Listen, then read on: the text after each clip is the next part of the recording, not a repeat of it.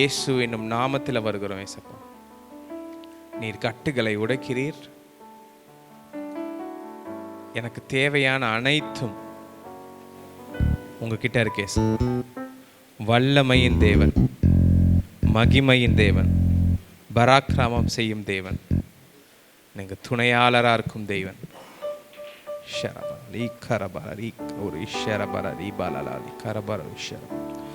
பரிசுத்த ஆவியானவரை வரவேற்கிறோம்.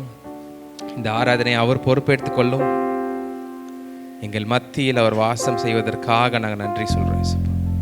எங்கு 2 பேர் 3 பேர் உமது நாமத்தில் கூடியிருக்கிறாங்கன்னு சொல்லியிருக்கிறீரோ அவர்கள் மத்தியில் நான் வந்து வாசம் செய்வேன் என்று நீ எழுதியிருக்கிறபடி இன்றைக்கு ஒரு கூட்ட மந்தையாக உமது நாமம் இங்கே மகிமைப்பட வேண்டும் என்று கேட்கிறேன்.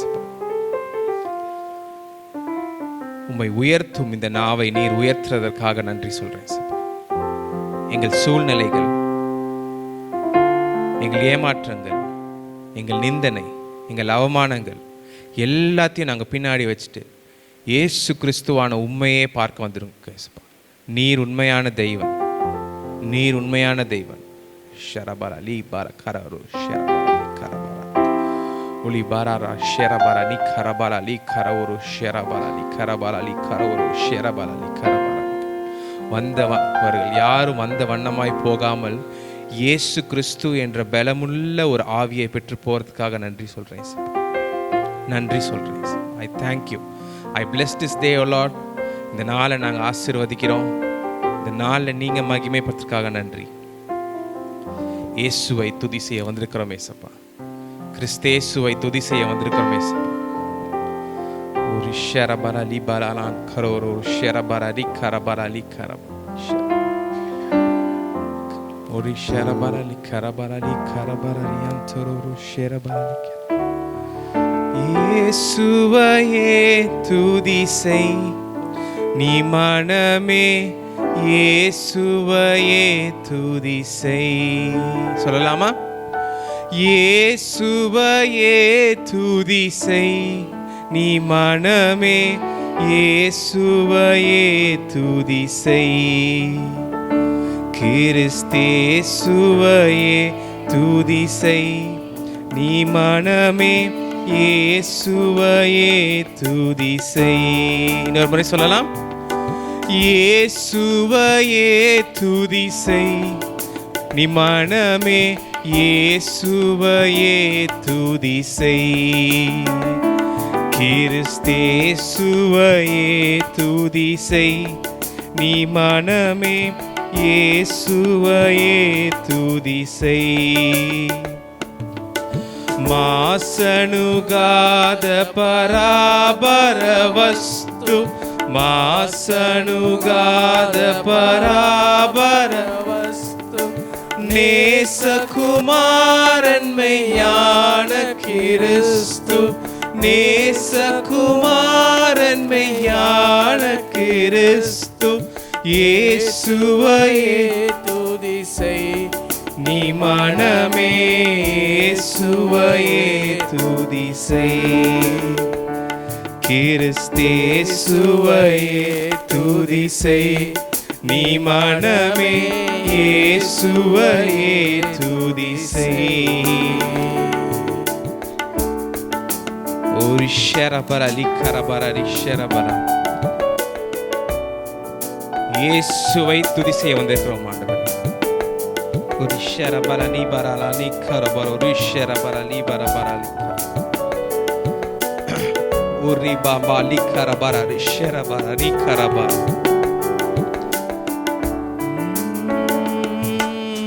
அந்தரவான் தரையும் தரும் தந்தன், அந்தரவான் தரையும் தரும் தந்தன், சுந்தரன் மிகுந்த சவுந்தரானந்தன், சுந்தரம் மிகுந்த சவுந்தர. சொல்லாம இயேசுவையே, இயேசுவையே துதி செய் நீ மனமே, இயேசுவையே துதி செய்.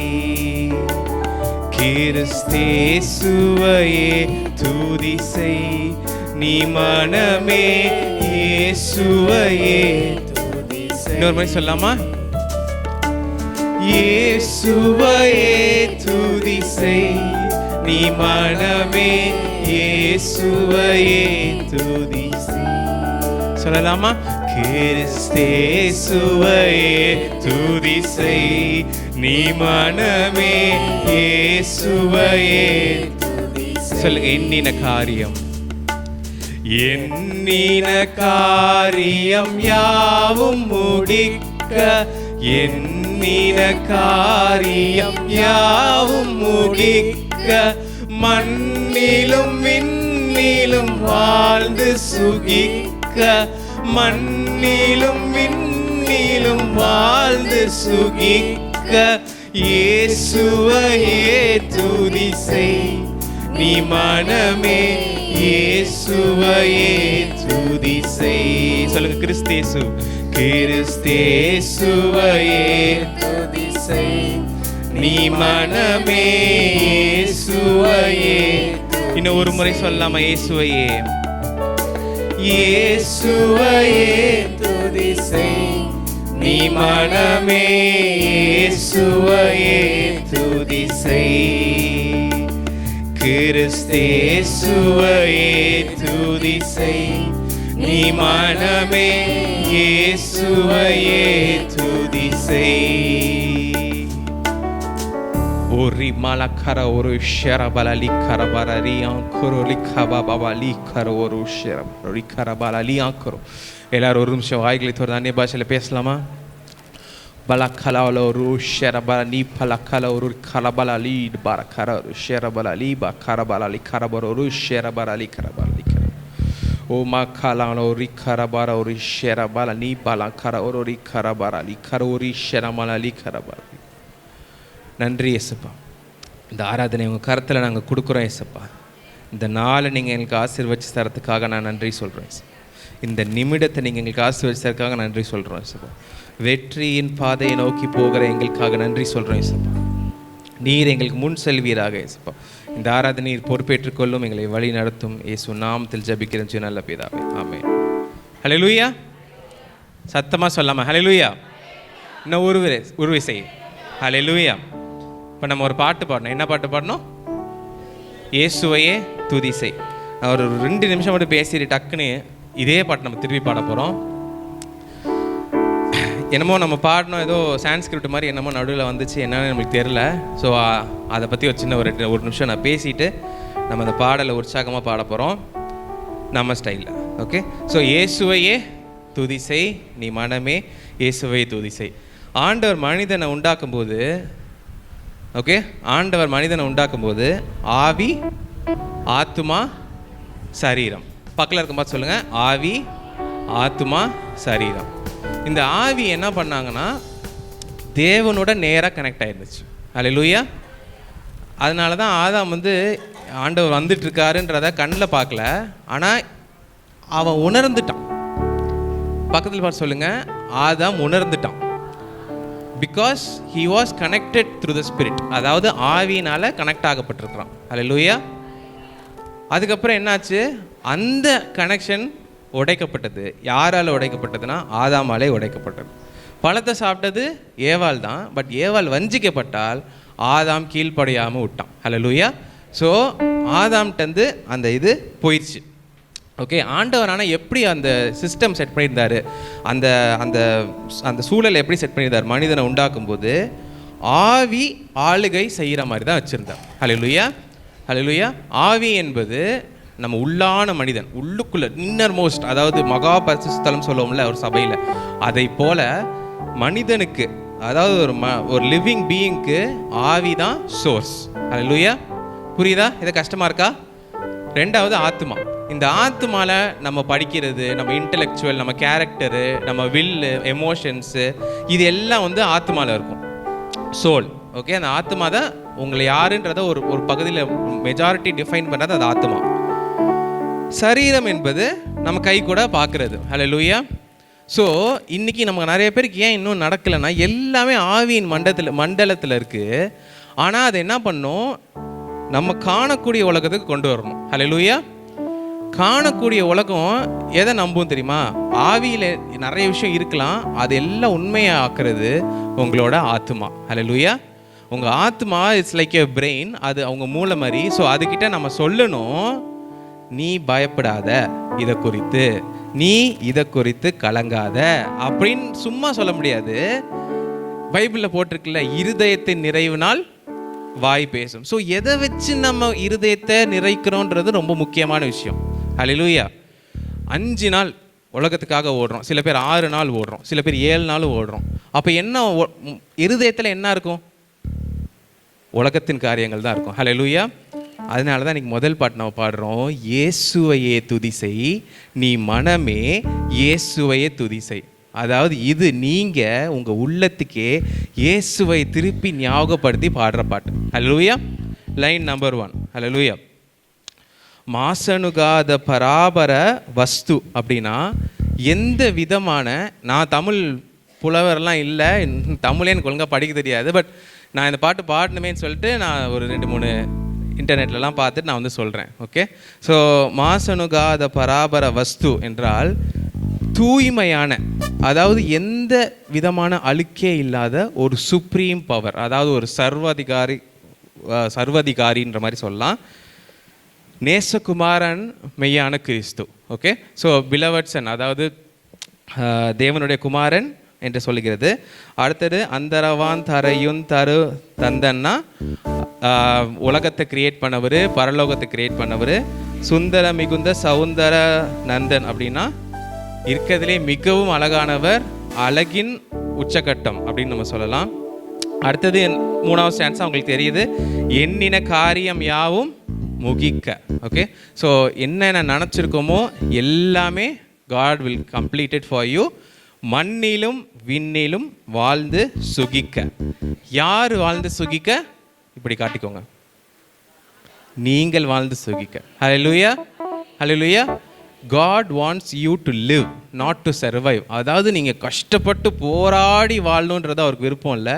He wants you to live in him. ஹல்லேலூயா. இப்போ புரிஞ்சிச்சுன்னு நினைக்கிறேன். ஏன்னா ஃபஸ்ட் டைம் நான் பாடும்போது இந்த பாட்டை எல்லாம் ஒரு மாதிரி பார்த்தீங்க. அதனால தான் சரி இதுக்கு ஒரு விளக்கம், நம்மளுக்கு ஏதோ தெரிஞ்ச விளக்கம் கொடுத்துடலான்னு சொல்லிட்டு இப்போ விளங்கியிருக்கும்னு நினைக்கிறேன். இப்போ பாடி பார்ப்போம். ஓகே.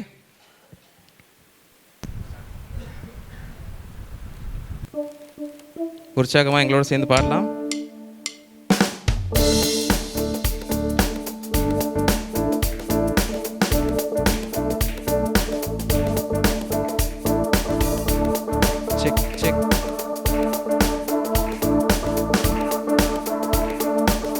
சொல்லலாமா? இயேசுவையே துதிசை நீ மனமே இயேசுவையே, கிறிஸ்தேசுவையே துதிசை நீ மனமே இயேசுவையே துதிசை. சொல்லலாமா? ஓ இயேசுவையே துதிசை நீ மனமே இயேசுவையே துதிசை, கிறிஸ்தேசுவையே துதிசை நீ மனமே இயேசுவையே துதிசை. மாசணுகாத பராபர வஸ்து, மாசணுகாத பராபர வஸ்து, நேசகுமாரன் மெய்யான கிறிஸ்து, நேசகுமாரன் மெய்யான கிறிஸ்து, இயேசுவையே துதிசை நீ மனமே இயேசுவையே துதிசை, கிறிஸ்தேசுவையே துதிசை நீ மனமே இயேசுவையே துதிசை. அந்தரவான் தரையும் தருணந்தன், அந்தரவான் தரையும் தருணந்தன், சுந்தர மிகுந்த சவுந்தரானந்தன், சுந்தர மிகுந்த சவுந்தரானந்தன். சொல்லுங்க. இயேசுவையே துதிசை நீ மனமே இயேசுவையே துதிசை, ஓஹோ கிறிஸ்தேசுவையே துதிசை நீ மனமே இயேசுவையே. சொல்லுங்க. விண்ணிலும் மண்ணிலும் எண்ணின காரியம் யாவும் முகிக்க, எண்ணின காரியம் யாவும் முகிக்க, மண்ணிலும் விண்ணிலும் விண்ணிலும் வாழ்ந்து சுகிக்க, மண்ணிலும் விண்ணிலும் வாழ்ந்து சுகிக்க, இயேசுவையே துதி செய் நீ மனமே, இயேசுவையே துதி செய். ஓ கிறிஸ்தேசுவையே துதி செய் நீ மனமே, இயேசுவையே துதி செய். இன்னொரு முறை சொல்லலாமா? இயேசுவையே துதி செய் நீ மனமே, இயேசுவையே துதி செய். கிறிஸ்தேசுவையே துதி செய் நீ மனமே, இயேசுவையே துதி செய். ஹல்லேலூயா, ஹல்லேலூயா. எத்தனை பேருக்கு இப்போ புரிஞ்சிச்சு நம்ம என்ன பாடணும்ட்டு? ஹல்லேலூயா. ஸோ நம்ம இருக்க சூழ்நிலையில் எதை குறித்து பாடுறோன்றது தான் முக்கியம். ஹல்லேலூயா. எத்தனை பேர் சந்தோஷமாக இருக்கீங்க? ஆமென். ஹல்லேலூயா. புதிய ஏற்பாடில் அந்த மாதிரி படிக்கிறோம், கிறிஸ்துவோட சிலுவையில் நம்மளும் அடிக்கப்பட்டிருக்கோம். ஹல்லேலூயா. திரும்பி அவரோடே நம்ம எழுந்திருக்கிறோம் அப்படின்னு இருக்கு. அது மட்டும் இல்லாமல் இனி வாழ்வது நான் அல்ல கிறிஸ்துவே அப்படின்ற மாதிரி இருக்கு. ஹல்லேலூயா. ஸோ உங்களுக்குள்ள இயேசு கிறிஸ்து உயிரோட இன்னைக்கு இருக்காருன்றதை நீங்கள் நம்புறீங்களா? ஹல்லேலூயா. கிறிஸ்து எப்போ உங்களுக்கு உயிரோடு இருக்காருனோ உங்கள் வாயிலிருந்து விசுவாசமான ஒரு வார்த்தை வரும். ஹல்லேலூயா. பிரச்சனை எப்படினாலும் இருக்கலாம், பிரச்சனை உங்களுக்கான எந்த கதவுமே திறக்காமல் இருக்கலாம், ஆனால் நீங்கள் விசுவாசத்தில் இருக்க முடியும். ஹல்லேலூயா. பக்கத்தில் இருக்க பார்த்து சொல்லுங்கள், விசுவாசத்தோடு இருக்கீங்களா? ஹல்லேலூயா. இயேசு உங்களுக்குள்ளே இருக்கான்றதை நீங்கள் நம்புறீங்களான்னு கேளுங்க. ஹல்லேலூயா. இயேசு உங்கள் கூட இருக்காருன்னா உங்களுக்கு என்னென்ன கிடைக்க போகுதுன்றதை பற்றி ஒரு புதிய பாடல் தான் அது. கிருபையினாலே மீட்கப்பட்டேன். ஹல்லேலூயா. இயேசு உங்களுக்குள்ளே இருக்காரா? சத்தமா? ஹல்லேலூயா. இயேசு உங்களுக்குள்ளே இருக்கும்போது கிருபையினால் நீங்கள் மீட்கப்பட்டவர்களாக இருக்கீங்க, அன்பினாலே அணைக்கப்பட்டவர்களாக இருக்கீங்க, தேவனுடைய ஆவியினால் நிரப்பப்பட்டவர்களாக இருக்கீங்க. ஹல்லேலூயா. இதெல்லாம் வச்சுக்கிட்டு நம்ம இந்த ஈஸ்டர் காலத்தில் நம்ம என்ன பார்க்குறோன்னா, இரத்தத்தால் ஜெயம் பெற்றவர்களாக இருக்கீங்க. ஹல்லேலூயா.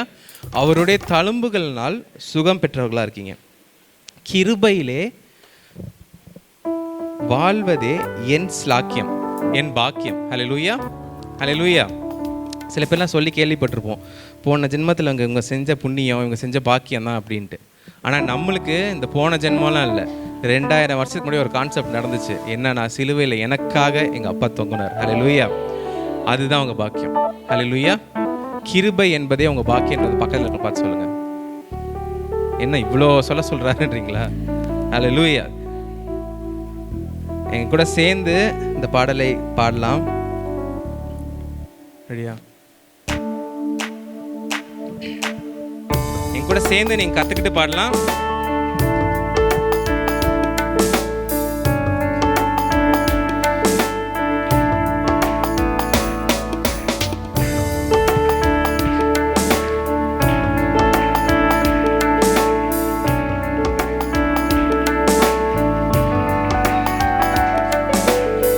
கிருபையினாலே மீட்கப்பட்டே, அன்பினாலே அணைக்கப்பட்டேன். எப்போ?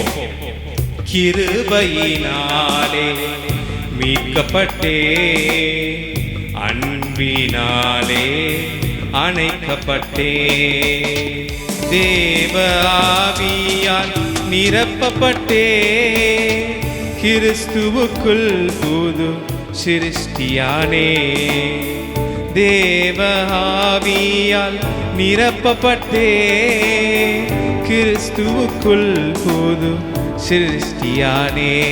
ஹல்லேலூயா. தெரிஞ்சிச்சா பாட்டு? இதை நாம் பாட போறோம். 1 2 3 4. கிருபையினாலே அன்பினாலே அணைக்கப்பட்டே, கிருபையினாலே மீட்கப்பட்டே, அன்பினாலே அணைக்கப்பட்டே, தேவ ஆவியால் நிரப்பப்பட்டே, கிறிஸ்துவுக்குள் புது சிருஷ்டியானே, தேவ ஆவியால் நிரப்பப்பட்டே, கிறிஸ்துவுக்குள் சொல்லாமா கோரஸ் பாட போறோம். இரத்தத்தால் ஜெயம், தழும்புகளால் சுகம், வார்த்தையாலே வாழ்வு வளம். இரத்தத்தால் ஜெயம், தழும்புகளால் சுகம், வார்த்தையாலே வாழ்வு வளம். கிருபையில் வாழ்வதே என் பாக்கியம், கிருபையில் வாழ்வதே என் பாக்கியம். சொல்லலாமா? கிருபையில் வாழ்வதே என் பாக்கியம், கிருபையில் வாழ்வதே என் பாக்கியம். சிலுவையில் நான் வாழ்வடைந்தேன், கிறிஸ்துவுடன் நான் இணைக்கப்பட்டேன். வாழ்வது இனி நான் அல்ல, கிறிஸ்துவே என்னில் வாழ்கிறார். ஹல்லேலூயா. உற்சாகமா சேர்ந்து இந்த வரிகளை பாட போறோம்.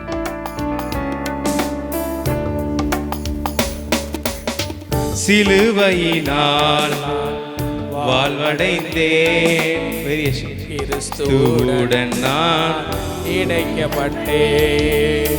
சிலுவையினால் வாழ்வடைந்தேன், கிறிஸ்துவுடன் நான் இணைக்கப்பட்டேன். வாழ்வது இனி நான் அல்ல, கிறிஸ்துவே என்னில் வாழ்கின்றார்.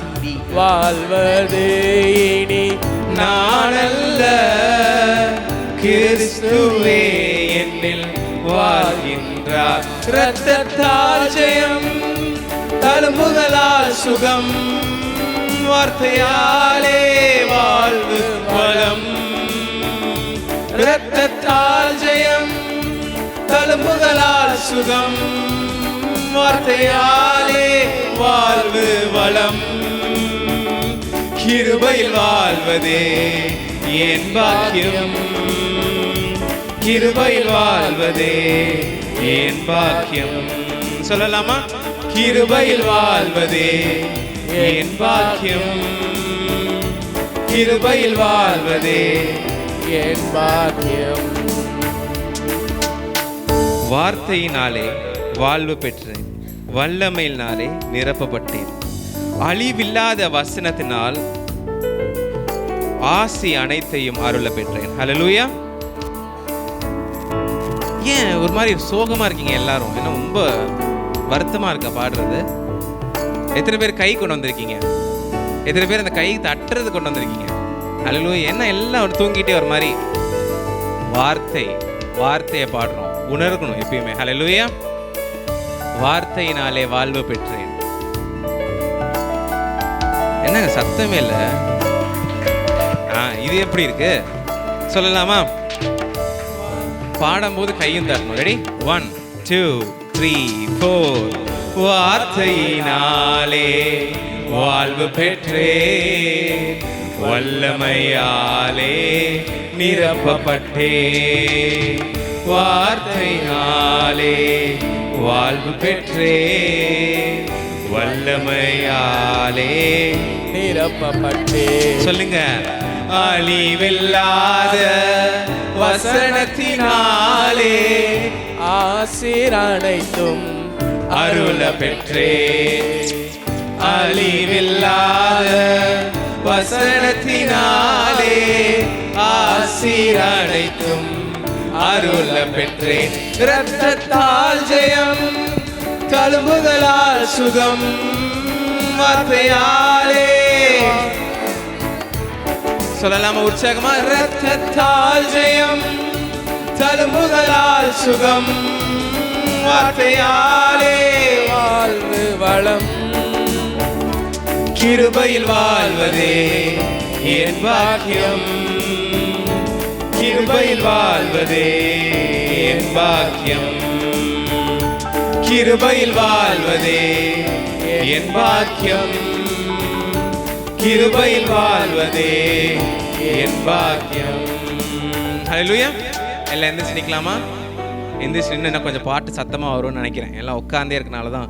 சேம் பாட்டு, அதே பாட்டு. கைகளை உற்சாகமாக தட்டி நீங்கள் எப்போ டயர்டாக வரீங்களோ நம்ம அடுத்த வர்ஷிப் போகலாம். 1 2 3 4 உற்சாகமாக எங்களோட சேர்ந்து பாடலாமா?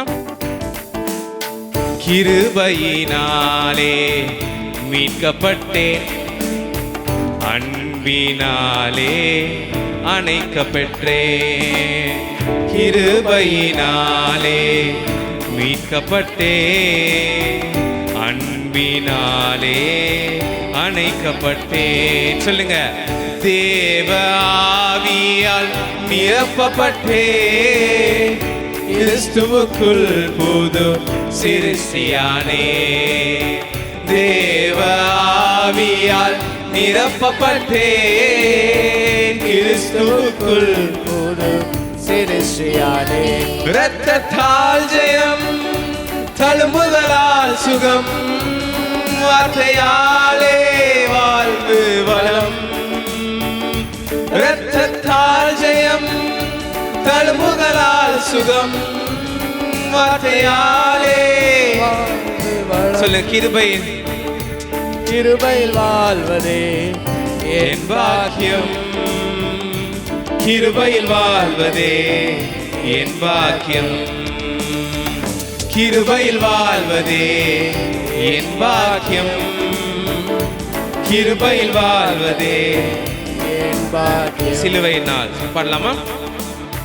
சிலுவையினால் நான் வாழ்வடைந்தேன், கிறிஸ்துவுடன் நான் இணைக்கப்பட்டேன். சிலுவையில் நான் வாழ்வடைந்தேன், கிறிஸ்துவுடன் நான் இணைக்கப்பட்டேன். உங்க வாழ்க்கையை பார்த்து சொல்லுங்க. வாழ்வது இனி நான் அல்ல, கிறிஸ்துவே வாழ்கின்றார். வாழ்வது இனி நான் அல்ல, கிறிஸ்துவே என்னில். சத்தமா உற்சாகமா சொல்லலாமா? ஜெயம், தழும்புகளால் சுகம், வார்த்தையாலே. இரத்தத்தால் ஜெயம், தழும்புகளால் சுகம், வார்த்தையாலே வாழ்வு வளம். கிருபையில் வாழ்வதே என் பாக்கியம், கிருபையில் வாழ்வதே என் பாக்கியம். சொல்லலாமா? கிருபையில் வாழ்வதே என் பாக்கியம், கிருபையில் வாழ்வதே என் பாக்கியம். வார்த்தையினாலே வாழ்வு பெற்றே, வல்லமையாலே நிரப்பப்பட்டேன். சொல்லலாம். வார்த்தையினாலே வாழ்வு பெற்றே, வல்லமையாலே நிரப்பப்பட்டேன். அழிவில்லாத வசனத்தினாலே ஆசீர் அனைத்தும் அருள பெற்றேன். சொல்லலாம். அழிவில்லாத வசனத்தினாலே அருள பெற்றேன். இரத்தத்தால் ஜெயம், தழும்புகளால் சுகம், வார்த்தையாலே வாழ்வு வளம். இரத்தத்தால் ஜெயம், தழும்புகளால் சுகம், வார்த்தையாலே வாழ்வு வளம். கிருபையில் வாழ்வதே என் பாக்கியம், கிருபையில் வாழ்வதே என் பாக்கியம். சொல்லலாமா? கிருபையில் வாழ்வதே என் பாக்கியம், கிருபையில் வாழ்வதே என் பாக்கியம். இரத்தத்தால் ஜெயம், தழும்புகளால் சுகம், வார்த்தையாலே வாழ்வு வளம். சொல்லலாமா? சொல்லலாமா? இரத்தத்தால் ஜெயம், தழும்புகளால் சுகம், வார்த்தையாலே வாழ்வு வளம். கிருபையில் வாழ்வதே என் பாக்கியம், கிருபையில் வாழ்வதே என் பாக்கியம், கிருபையில் வாழ்வதே என் பாக்கியம், கிருபை வாழ்வதே என் பாக்கியம். ஹல்லேலூயா, ஹல்லேலூயா. நம்ம ஏன் இப்படிலாம் பாட்டு பாடுறோன்னா, உங்கள் ஆவி அவரால் இணைக்கப்பட்டே இருக்கணும்னு தான் பாடுறோம். ஹல்லேலூயா. ஆதாம் பாட்டு ஆண்டவர் சொல்கிறார், இந்த பழத்தை புசிக்கிற நாள் நீ சாவாயினார். ஹல்லேலூயா. ஆனால் அவன் இறந்தானா? உடனே இல்லை. ஆனால் என்ன இறந்துச்சு? அவனுடைய ஆவி இறந்துச்சு. ஆவி இல்லைன்னா நீங்கள் ஒன்றுமே இல்லை. ஹல்லேலூயா. there's no difference between you and a common man. நீங்கள் தேவனால் முன்குறித்தப்பட்ட ஜனம். ஹல்லேலூயா. you are chosen by God carefully by your name. உங்கள் பேரை அவர் தெரிந்து உங்கள் பேரை அவர் அழைக்கும் தேவனாக இருக்கிறார். ஹல்லேலூயா. உங்களை மட்டும் இல்லை, உங்கள் தலைமுறையே அவர் அழைக்கிற தேவனாக இருக்கிறார். ஹல்லேலூயா. உங்கள் நிமித்தமாக உங்கள் generation is going to be blessed. Hallelujah. எப்படி ஆபிரகாம் எங்கேயோ இருக்கார், ஏதோ ஒரு நாட்டில் இருக்கார், நம்ம ஜெனட்டிக்கலாக கூட அவர் உறவினர் கிடையாது. ஆனால் இன்னைக்கு நம்ம ஆபிரகாமோட சந்ததியாக எப்படி வரோம்னா விசுவாசத்தின் மூலியமாக வருகிறோம். ஹல்லேலூயா. பாடக்கூடிய அடுத்த பாடலாம் சொல்லுது ஏல் எசேர் அப்படின்றது. ஏல் எசேர்னா God is my help or God is my helper. தேவன் எனக்கு உதவி செய்கிறவர் என்று எழுதியிருக்கு. எவ்வளோ வல்லமையான வார்த்தை தெரியுமா? ஏல் எசேர். ஹல்லேலூயா. நாம் சேர்ந்து பாட போகிறோம். தலைமுறையாய் வார்த்தையை காப்பவரே. ஏல் எசேருக்கு நன்றி, உதவிகள் செய்வீர் நன்றி. ஏல் எசேர் அனுதினம் சொல்வேன் நன்றி. ஹல்லேலூயா. உற்சாகமாக எங்களோட சேர்ந்து கைகளை தட்டி பாடலாம். தெரிந்த பாடல் தான்.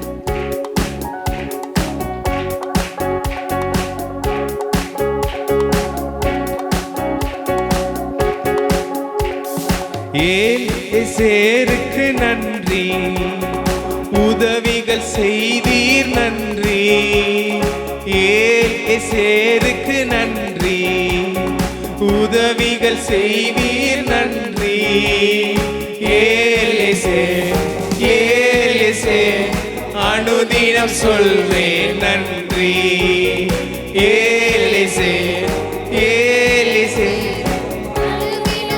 சொல்லுங்க. தலைமுறையாய்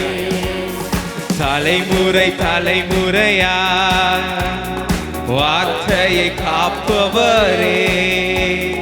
தலைமுறையா வார்த்தையை காப்பவரே. பாதையெங்கும் உடனிருந்து குறையின்றி காப்பவரே. என் பாதையெங்கும் உடனிருந்து குறைவின்றி காப்பவரே.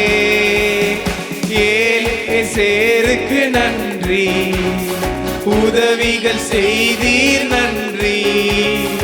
ஏல் எசேர் அனுதினம் சொல்வேன் நன்றி. சொல்லுங்க. ஏல் எசேருக்கு நன்றி, உதவிகள் செய்வீர் நன்றி.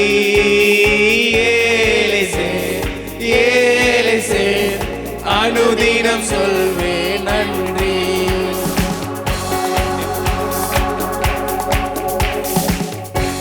மேவி போசேத்தை போல மறந்து ஒதுக்கப்பட்டேன் நான். என்னை ராஜாக்கள் பந்தியில உட்கார அமரை செய்தீர்கள். ஹல்லேலூயா.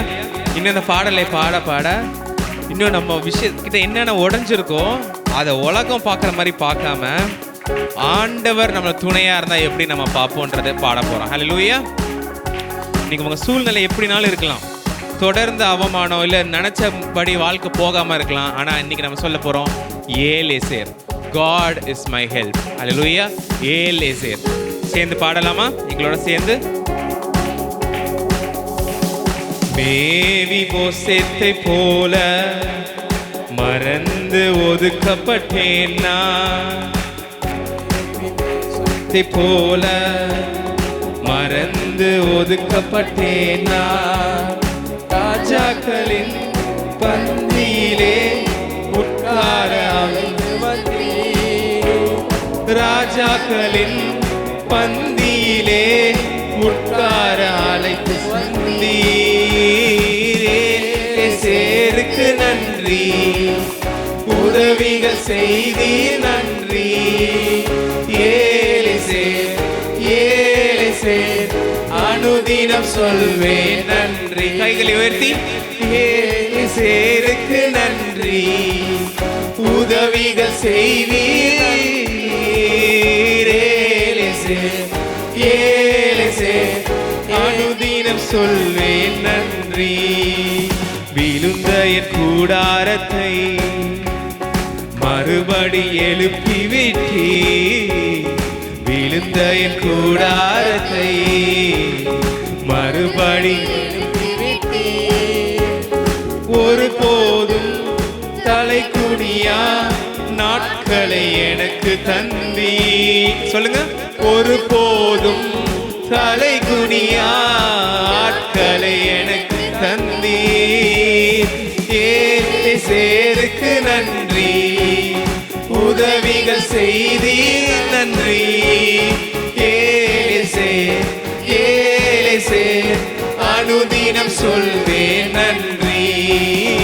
ஏலேசேருக்கு நன்றி.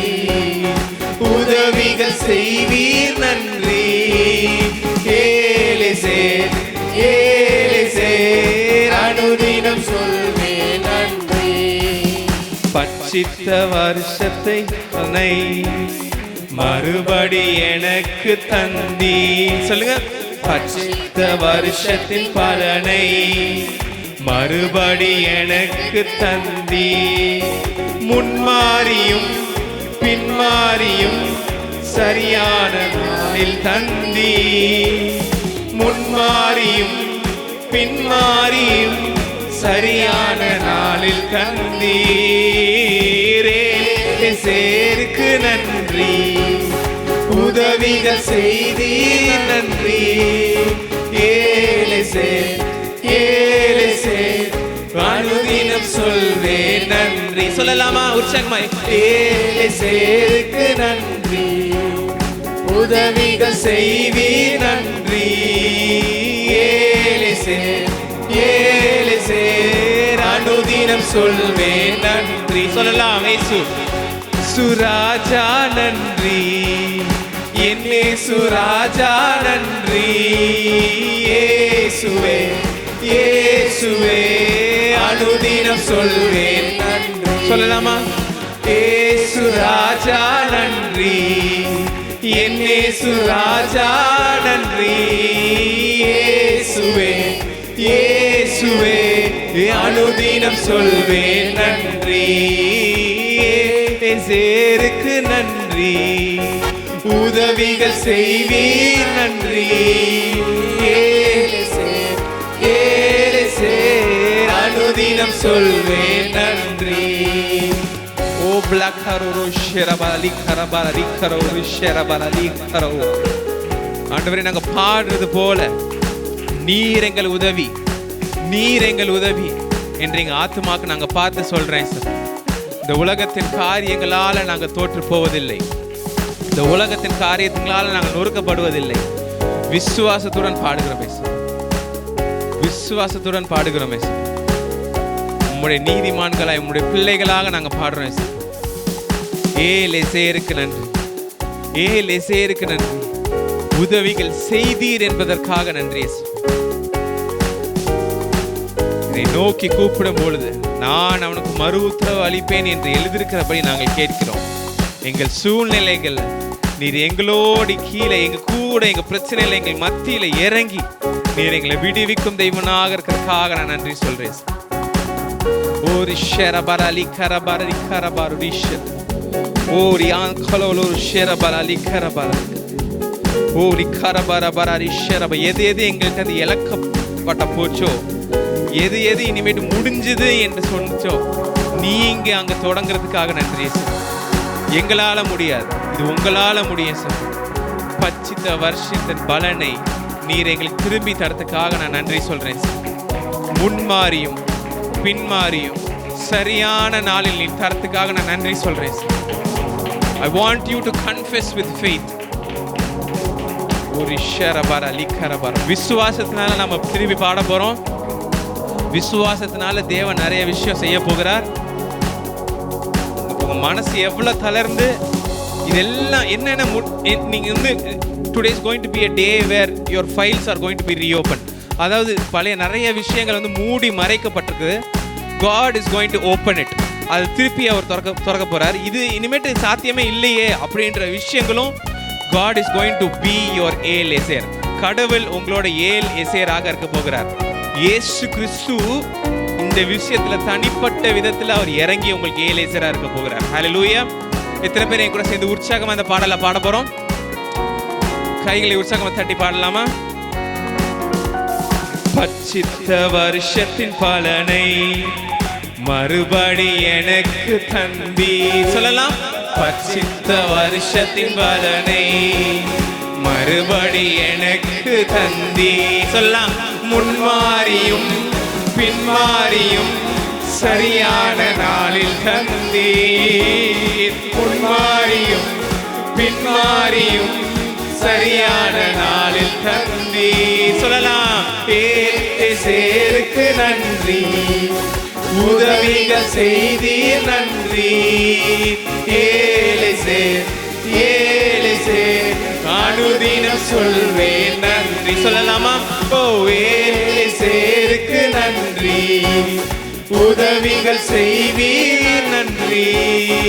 ஏலேசேர் ஏலேசேர் அனுதினம் சொல்வேன் நன்றி. இயேசு ராஜா நன்றி, என் இயேசு ராஜா நன்றி. இயேசுவே இயேசுவே அனுதினம் சொல்வேன் நன்றி. கைகளை உயர்த்தி, கைகளை உயர்த்தி, ரெண்டு கைகளை உயர்த்தி. கைகளை உயர்த்தது முக்கியமா எதுனாலனா உங்களால முடியாது, உங்களுக்கு உதவி வேணும்ன்றத குறிக்குது. இந்த நேரத்தில் கைகளை உயர்த்தி ஏலேசேர், God is my helper, எனக்கு உதவி செய்யும் தெய்வம்னு நம்ம கைகளை உயர்த்தி பாட போறோம். ஓரி பங்கலலலோ ஏலேசேருக்கு நன்றி, என் இயேசு ராஜா நன்றி.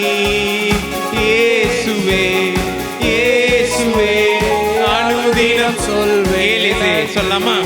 ஓ ஏலேசேருக்கு நன்றி, உதவிகள் செய்வீர் நன்றி. ஏலேசேர் ஏலேசேர் அனுதினம் சொல்வேன் நன்றி. இயேசு ராஜா இயேசு ராஜா நன்றி. சொல்லலாம். என் இயேசு ராஜா நன்றி. இயேசுவே இயேசுவே அனுதினம் சொல்வேன் நன்றி. இயேசுவே இயேசுவே அனுதினம் சொல்வேன் நன்றி. தலைமுறை தலைமுறையா வார்த்தையை காப்பவரே, தலைமுறை தலைமுறையா வார்த்தையை காப்பவரே, பாதை எங்கும் உடன் இருந்து குறைவின்றி காப்பவரே, என் பாதை எங்கும் உடன் இருந்து குறைவின்றி காப்பவரே.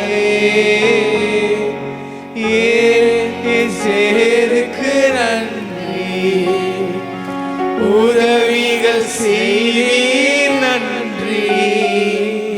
ஏலேசேர் ஏலேசேர் அனுதினம் சொல்வேன் நன்றி. கைகளை உயர்த்தி ஏலேசேருக்கு நன்றி, உதவிகள் செய்வீர் நன்றி. ஏலேசேர் ஏலேசேர் அனுதினம் சொல்வேன் நன்றி. இயேசு ராஜா நன்றி, என் இயேசு ராஜா நன்றி. இயேசுவே இயேசுவே அனுதினம் சொல்வேன் நன்றி. ஓரி ஷரபலரி இயேசு ராஜா நன்றி. இயேசு ராஜா நன்றி. இயேசுவே இயேசுவே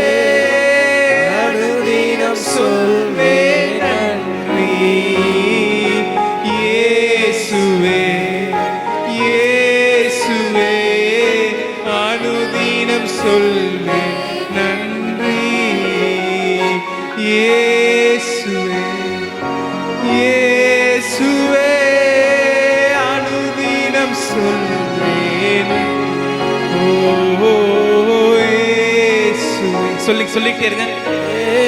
சொல்லிக்கிட்டே இருங்க.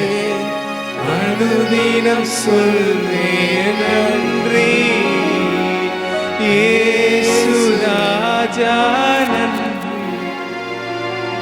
என் இயேசு ராஜா நன்றி இயேசுவே இயேசுவே அனுதினம் சொல்வேன் நன்றி.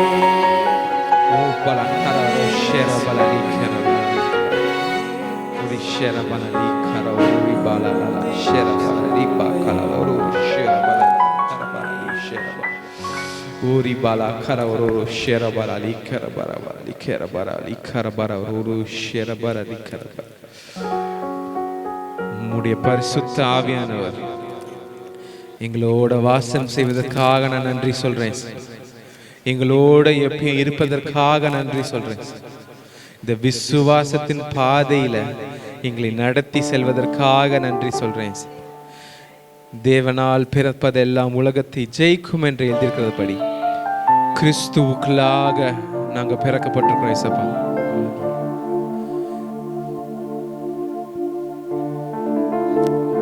ஆவியே, எங்கள் மத்தியில் அசைவாடும் அந்த ஆவியே, மழையாக பொழிய போகும் ஆவியே, உம்மை நோக்கி பாட வந்திருக்கிறோம் ஏசப்பா.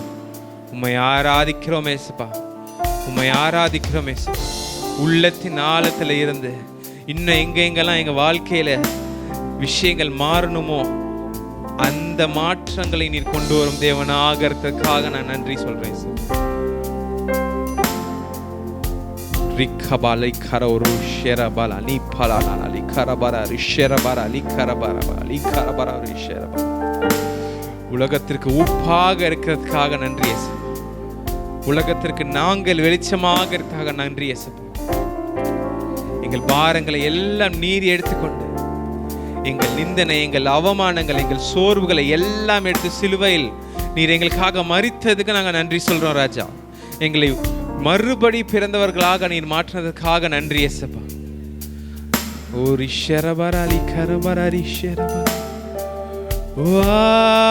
ஆவியே ஆவியே மழையாக பொழியும் ஆவியே ஆவியே ஆவியே மழையாக பொழியும் ஆவியே பனி போல பெய்யும் பரிசுத்தரே மழையாக பொழியும் ஆவியே பனி போல பெய்யும் பரிசுத்தரே மழையாக பொழியும் ஆவியே ஆவியே ஆவியே மழையாக பொழியும்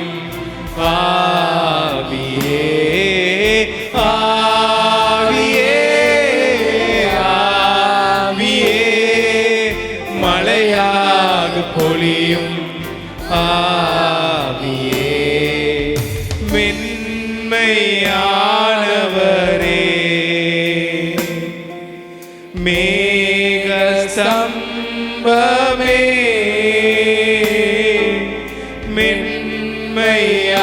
மென்மையானவரே மேக ஸ்தம்பமே ஊற்று தண்ணீர் ஊற்று தண்ணீர் ஜீவநதி ஊற்று தண்ணீர் ஜீவநதி ஆனந்த தைலமே ஹல்லேலூயா. ஓ ஆவியே ஆவியே மழையாக பொழியும் ஆவியே ஆவியே ஆவியே மழையாக பொழியும் ஆவியே யுத்தங்கள் செய்பவரே, யோர்தானை பிளந்தவரே, யுத்தங்கள் செய்பவரே, யோர்தானை பிளந்தவரே, பெருமலையாய் பிரவேசித்த பெருமலையாய் பிரவேசிக்க உள்ளங்கை மேகமே, ஒரு ஷரபலலிபா உள்ளங்கை இன்னொரு முறை சொல்லாம, உள்ளங்கை மேகமே, உள்ளங்கை மேகமே, உள்ளங்கை மேகமே,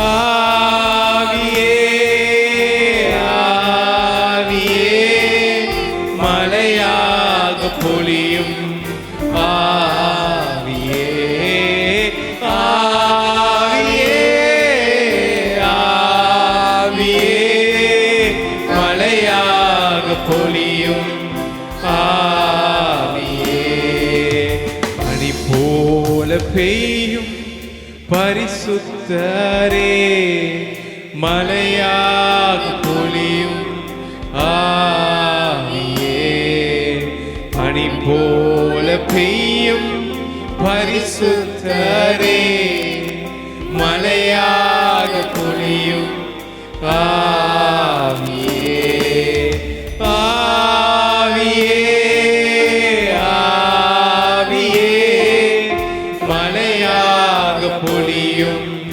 ஆவியே ஆவியே ஆவியே மலையாக பொழியும், ஆவியே. ஓ ஷரபலலி பலலி கரபல, ஓரி பபலலி ஷரபலி கர, ஓரி ஷரபலலி. எங்கள் யுத்தங்கள் அல்ல, உம்முடைய யுத்தங்களை கிறிஸ்து எனக்குள்ள வாழ்வதினால் இது கிறிஸ்துவோட யுத்தமாக இருக்காக நன்றி. இத்தனை வருஷங்களா மாறாத விஷயங்கள் மாறுவதற்காக நான் நன்றி சொல்றேன். எப்பேற்பட்ட கொடிய நோயா இருந்தாலும் உம்முடைய தழும்புகளால உம்முடைய இரத்தத்தினால நாங்க சுகத்தை வாங்கியிருக்கிறோம். நாங்க ஜீவனை மட்டும்தான் பேசுறோம். யுத்தங்களை பார்த்து அமைதியை பேசுகிறோம், சமாதானத்தை பேசுகிறோம். புயல்களை பார்த்து நாங்கள் அமைதலாயிரு என்று சொல்கிறோம். குமாரன் எப்படி பேசியிருக்கிறார்களோ அதை போல நாங்களும் பேசுவதற்காக நாங்கள் நன்றி சொல்றோம். நீரோ எங்களை கைவிடாத தேவனாக இருக்கிறதுக்காக நன்றி. நீரோ எங்களை நேசிக்கின்ற தேவனாக இருக்கிறதுக்காக நன்றி. எங்கள் புலம்பலை மட்டும் கேட்காமல் எங்களை அதிலிருந்து விடுவிக்கிற தெய்வமாக இருக்கிறதுக்காக நன்றி சொல்றேன். எண்ணின காரியம் யாவும் செய்து முடிக்கிறதுக்காக நான் நன்றி சொல்றேன்.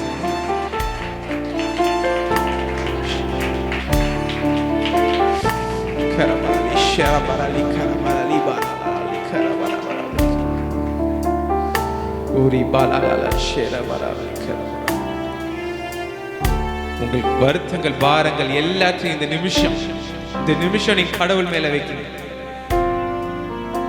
அவரோட நுகத்தை உங்களால சுமக்க முடியும். உங்களோட நுகத்தை அவர் மேல ஏற்றி வைட்டுங்க. He is asking you to put your burdens upon him. உங்க மேல இருக்க எல்லா கடினத்தையும், இதை நான் எப்படி பண்ணுவேன், இது எதனால கூடும், எப்படி முடியும், இது இல்ல, அவரால முடியும். உங்களால முடியாது, அவரால முடியும். உங்களை நினைத்து உங்கள் மேல் அன்பு கூர்ந்து நீங்க எப்படிப்பட்டவங்கன்றது he knows your exact picture.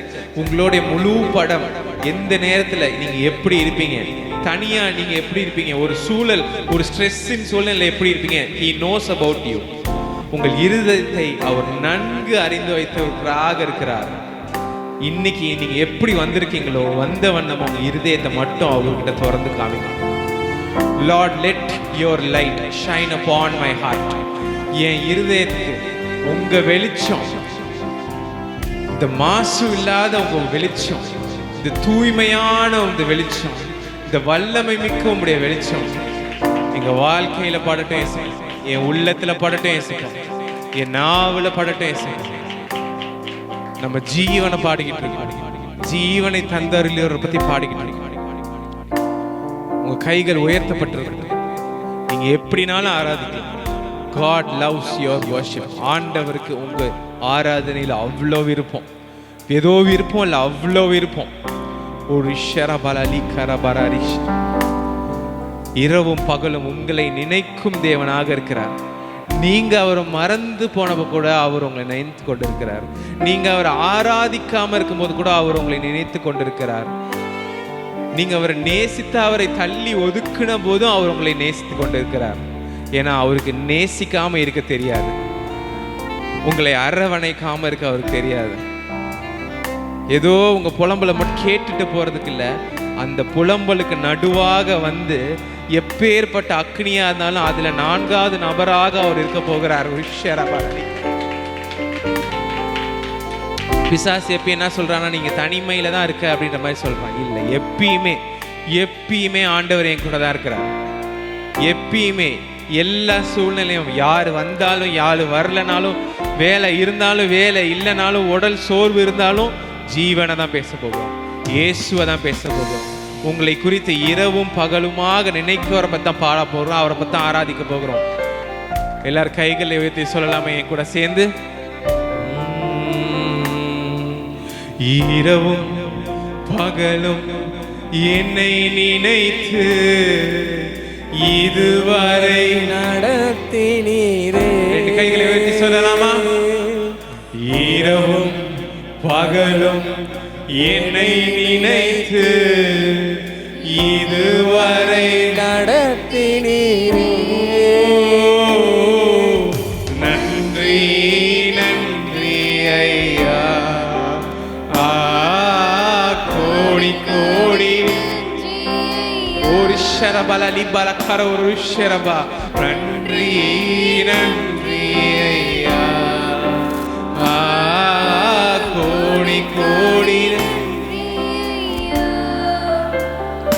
எந்த பிரச்சனைகளால நீங்க ஒடுக்கப்பட்டிருக்கீங்களோ அந்த பிரச்சனையை பார்த்து நீங்க நகைக்க போறீங்க. The very problem which made you cry will give you the tears of joy. சந்தோஷத்தின் பாதையில் அவங்க நடத்த போகிறார்கள். அதுக்கு நம்ம சொல்ல வேண்டியது எல்லாம் ஒன்னே ஒண்ணுதான். நன்றி நன்றி ஐயா. கோடி கோடி நன்றி ஐயா. கைகளை ஏற்றி சொல்லலாமா? நன்றி நன்றி ஐயா. கோடி கோடி நன்றி ஐயா. மறவாமல் நினைத்தீரையா.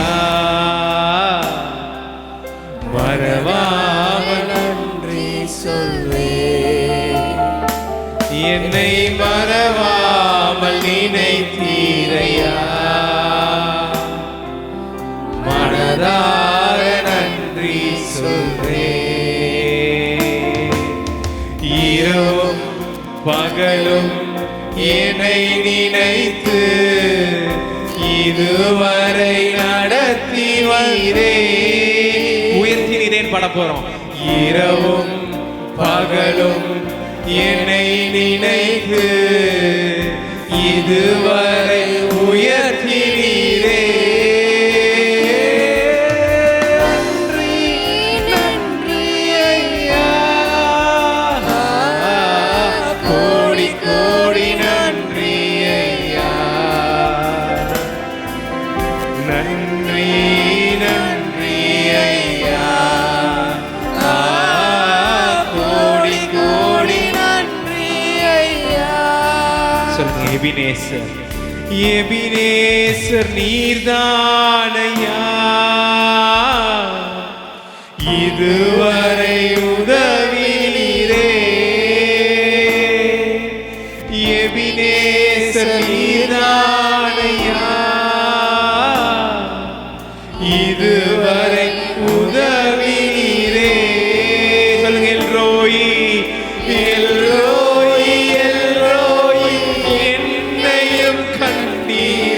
எப்படி நான் நன்றி சொல்றேன். எல்ரோய் எல்ரோய் என்னையும் கண்ணீரே, எப்படி நான் நன்றி சொல்வேன். நன்றி நன்றி ஐயா. ஓரி பாலா கராரா ஷேரா பாலி கரபா. கோடி கோடி நன்றி ஐயா. நன்றி நன்றி ஐயா. கோடி கோடி நன்றி ஐயா. தடைகளை உடைத்தீரையா, தள்ளாட விடவில்லையே. தடைகளை உடைத்தீரையா. நீங்க பாடும்போது எல்லா தடையும் உடையுது. உங்களை தள்ளாட விட்டார், உங்களை காக்கும் தேவன் கைவிடார். சோர்ந்து போன நேரம் எல்லாம் தூக்கி என்னை சுமந்து வாக்கு தந்து தேற்றினீரே. சோர்ந்து போன நேரம் எல்லாம் என்னை சுமந்து வாக்கு தந்து தேற்றினீரே.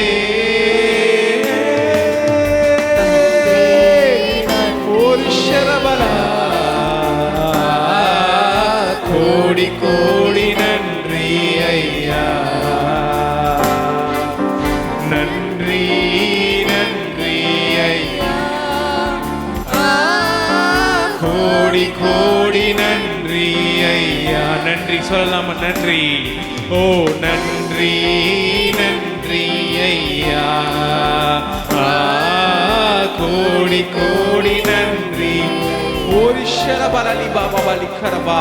நன்றி நன்றி ஐயா. கோடி கோடி நன்றி ஐயா. நன்றி நன்றி ஐயா. கோடி கோடி நன்றி சொல்லலாம். நன்றி நன்றி திருப்பி. நன்றி நன்றி ஐயா.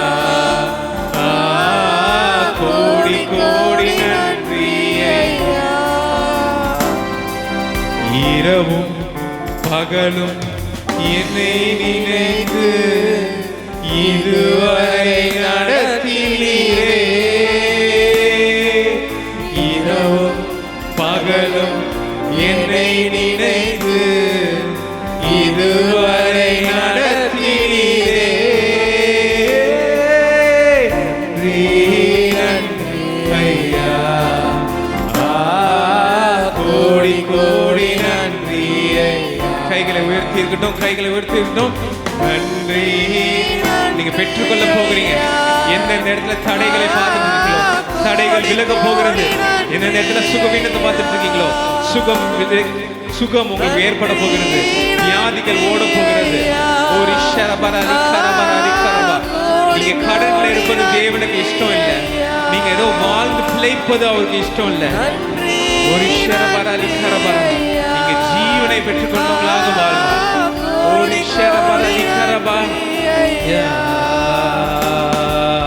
நன்றி நன்றி ஐயா. கோடி கோடி பெற்றுக்கொள்ளுங்க பெற்றுக்கொள்ளுங்க பெற்றுக்கொள்ளுங்க.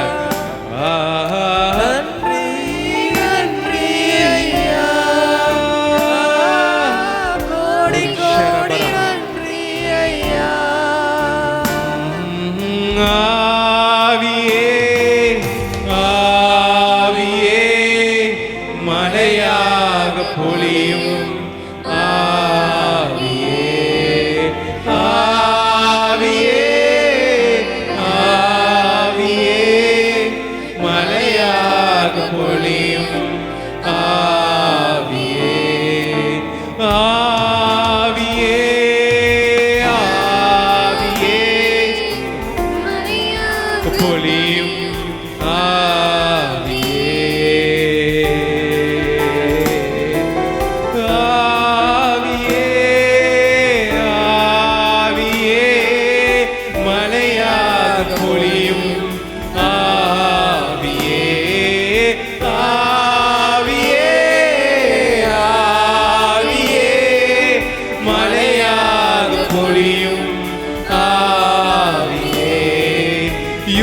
அற்புதங்கள் செய்பவரே, யோர்தானை பிளந்தவரே, யுத்தங்கள் செய்பவரே, யோர்தானை பிளந்தவரே, பெருமழையாய் பிரவேசித்த, பெருமழையாய் பிரவேசிக்க உள்ளங்கை மேகமே, ஹல்லேலூயா, உள்ளங்கை மேகமே, ஆவியே ஆவியே மழையாக பொழியும், ஆவியே ஆவியே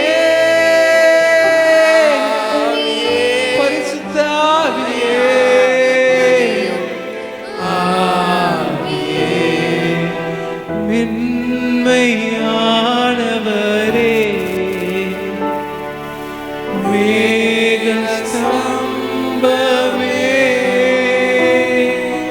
மென்மையானவரே,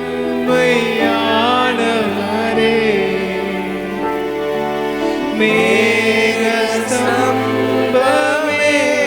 சொல்லுங்க, ஊற்று தண்ணீர், ஊற்று தண்ணீர், எனது ஜீவநதி, ஜீவநதி, எங்களது ஊற்று தண்ணீர், ஊற்று தண்ணீர், எங்களுடைய ஜீவநதி, ஜீவநதி,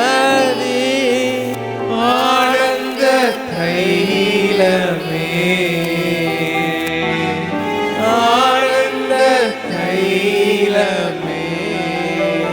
லாஸ்டா, ஆனந்த தைலமே,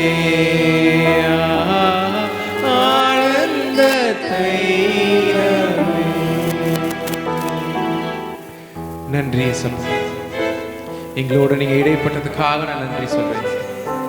வார்த்தை கொண்டு நீர் எங்களை சுகமாக்குறதுக்காக நன்றி சொல்றேன் சார். எங்க பாரத்தை எல்லாம் உம்மது மீது வைக்கிறோமே சார்.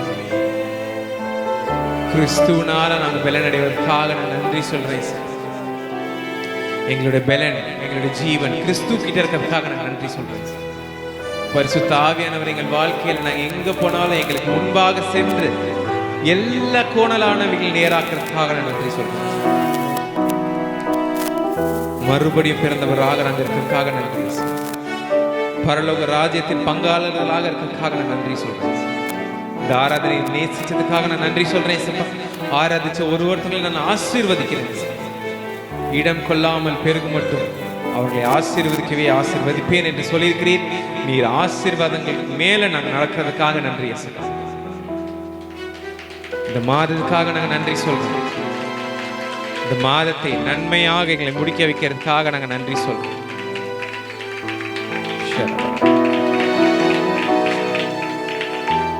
இயேசுவின் நாமத்தில் ஜெபிக்கிறேன் நல்ல பிதாவே. செய்தி கொடுக்கும்படியாக பாலின் ராபின்சன் என்னோட மனைவி அழைக்கிறேன். தேவன் நம்ம இந்த இம்மட்டு நடத்தின தேவனுக்கு நம் தலை சாழ்த்தி நம் நன்றி செலுத்துவோம். தகப்பனே, இந்த அருமையான இந்த நாளுக்காக உமக்கு நன்றி. இந்த நாளில் பிரயோஜனமான காரியங்களை எங்களுக்கு போஷித்து உன்னை நடத்துகிற உன் தேவனாகிய கர்த்தர் நானே என்று சொன்னீங்களே ஆண்டவரே. இந்த நாளில் அந்த போதனையை ஆவியானவர் எங்களுக்கு கொடுத்து எங்களை ஆசீர்வதிக்கும்படியாக உம்முடைய நாமத்தில் நாங்கள் ஜெபிக்கிறோம். ஜீவனுள்ள நல்ல தகப்பனே, ஆமேன் ஆமேன்.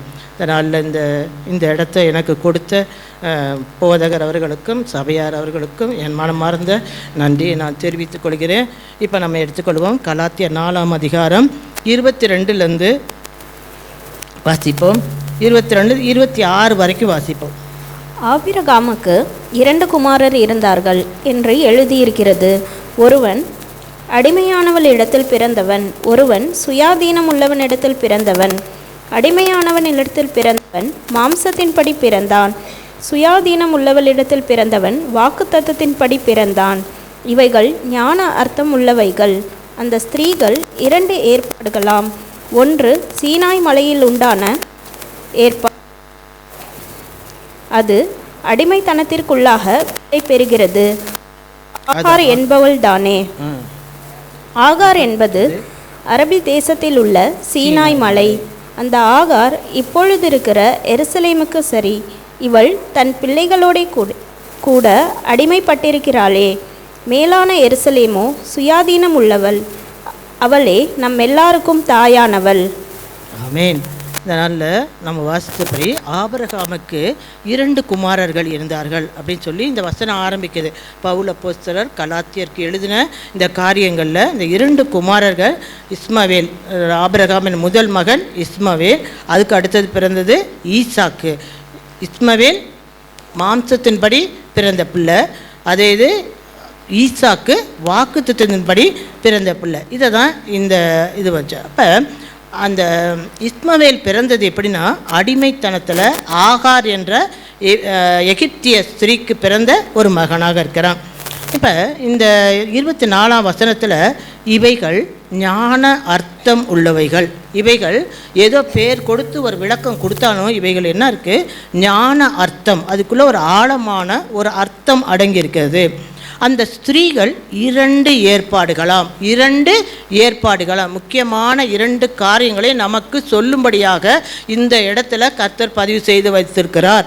ஒன்று சீனாய் மலையில் உண்டானது, அது ஆகார். அதற்கு என்ன பேர்? ஆகார்னு பேர். ஆகார் அடுத்த வசனத்தில் ஆகார் என்பது அரபு தேசத்தில் உள்ள சீனாய் மலை. அப்போ அந்த சீனாய் மலைக்கு இன்னொரு பேர் என்ன கொடுத்துருக்காங்க? ஆகார்னே பேர். அது எங்கே இருக்குது? அரபி தேசத்தில் மக்கள் அந்த சீனாய் மலையை அழைப்பது எப்படின்னாக்க ஆகார் அப்படின்னு சொல்லி அழைக்கிறாங்க. அடுத்தது மேலான எருசலேமோ சுயாதீனம் உள்ளவள், அவளே நம்ம எல்லாருக்கும் தாயானவள்.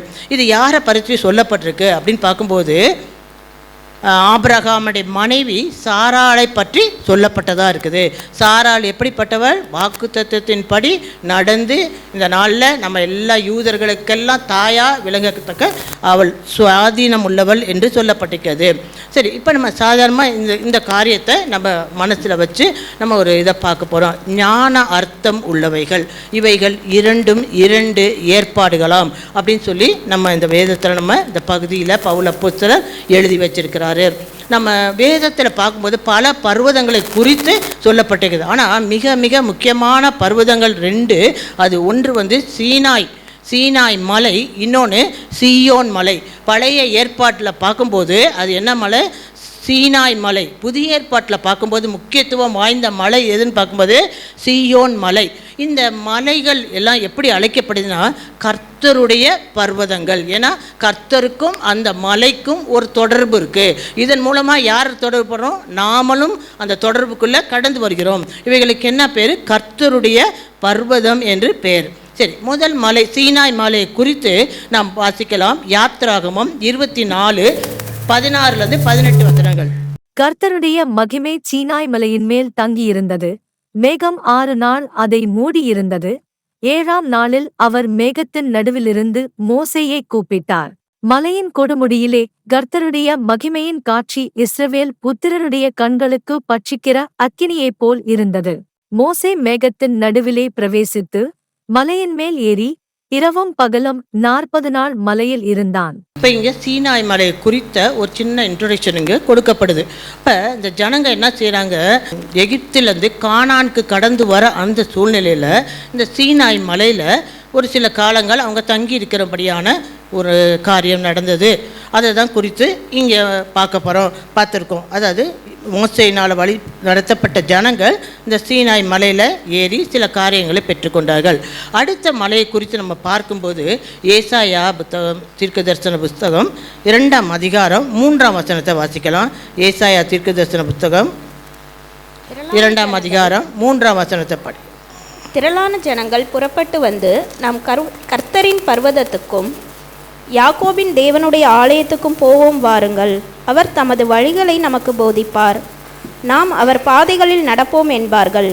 ஏனெனில் சீயோனிலிருந்து வேதமும் எருசலேமிலிருந்து கர்த்தரின் வசனமும் வெளிப்படும். இப்போ இங்கே என்ன சொல்லப்பட்டிருக்குன்னா கர்த்தரின் பர்வதத்துக்கு, கர்த்தரின் பர்வதம் குறிப்பிடப்பட்டிருக்கிறது. யாக்கோவின் தேவனுடைய ஆலயத்துக்கு போவோம். அப்போ இந்த கர்த்தரின் பர்வதம் குறிக்கப்பட்டிருக்க இது சீயோன் மலையில் குறிக்குது. இந்த சீயோன் மலை எங்கே இருக்குன்னா எருசலேமில் இருக்கக்கூடிய ஒரு மலையாக இருக்கிறது. அது அங்கிருந்து என்ன, சீயோனிலிருந்து வேதமும் அடுத்தது கர்த்தருடைய வசனமும் வெளிப்படும். அதனால் வாருங்கள் அப்படின்னு சொல்லி ஏசாயா தீர்க்கதரிசி இந்த சீயோன் ஜனங்களுக்காக ஒரு தீர்க்க தரிசன வார்த்தைகளை சொல்கிற இந்த சம்பவம். அப்போ முதல்ல நம்ம யாத்ராகமத்தில் படிக்கப்பட்டது யாரை பற்றி சொல்லுதுன்னா சீனாய் மலையில் குறித்த ஒரு இன்ட்ரொடக்ஷன். இப்போ நம்ம பார்க்குறது என்னன்னு பார்க்கும்போது சீயோன் மலை, அது சீனாய் மலை, இது சீயோன் மலை. பழைய ஏற்பாட்டு சம்பவங்களுக்கு ஒத்துள்ளது சீனாய் மலை, புதிய ஏற்பாட்டுக்கு ஒத்துள்ளது சீனாய் மலையாக இருக்கிறது.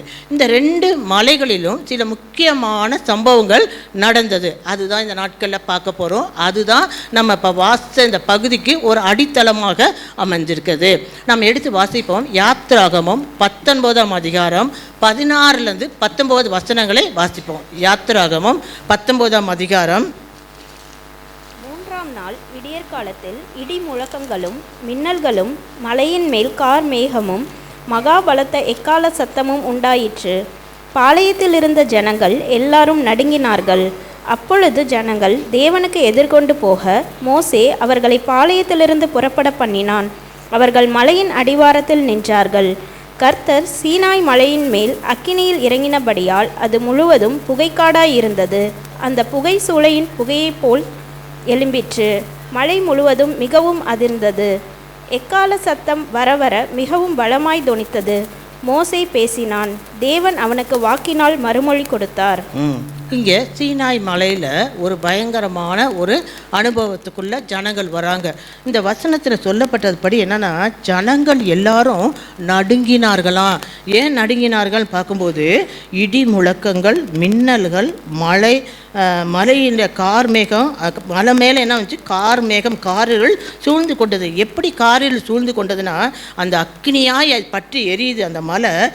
அது இல்லாமல் மட்டும் ஒரு எக்கால சத்தம் அங்கே எழும்பி கொண்டே இருக்குது.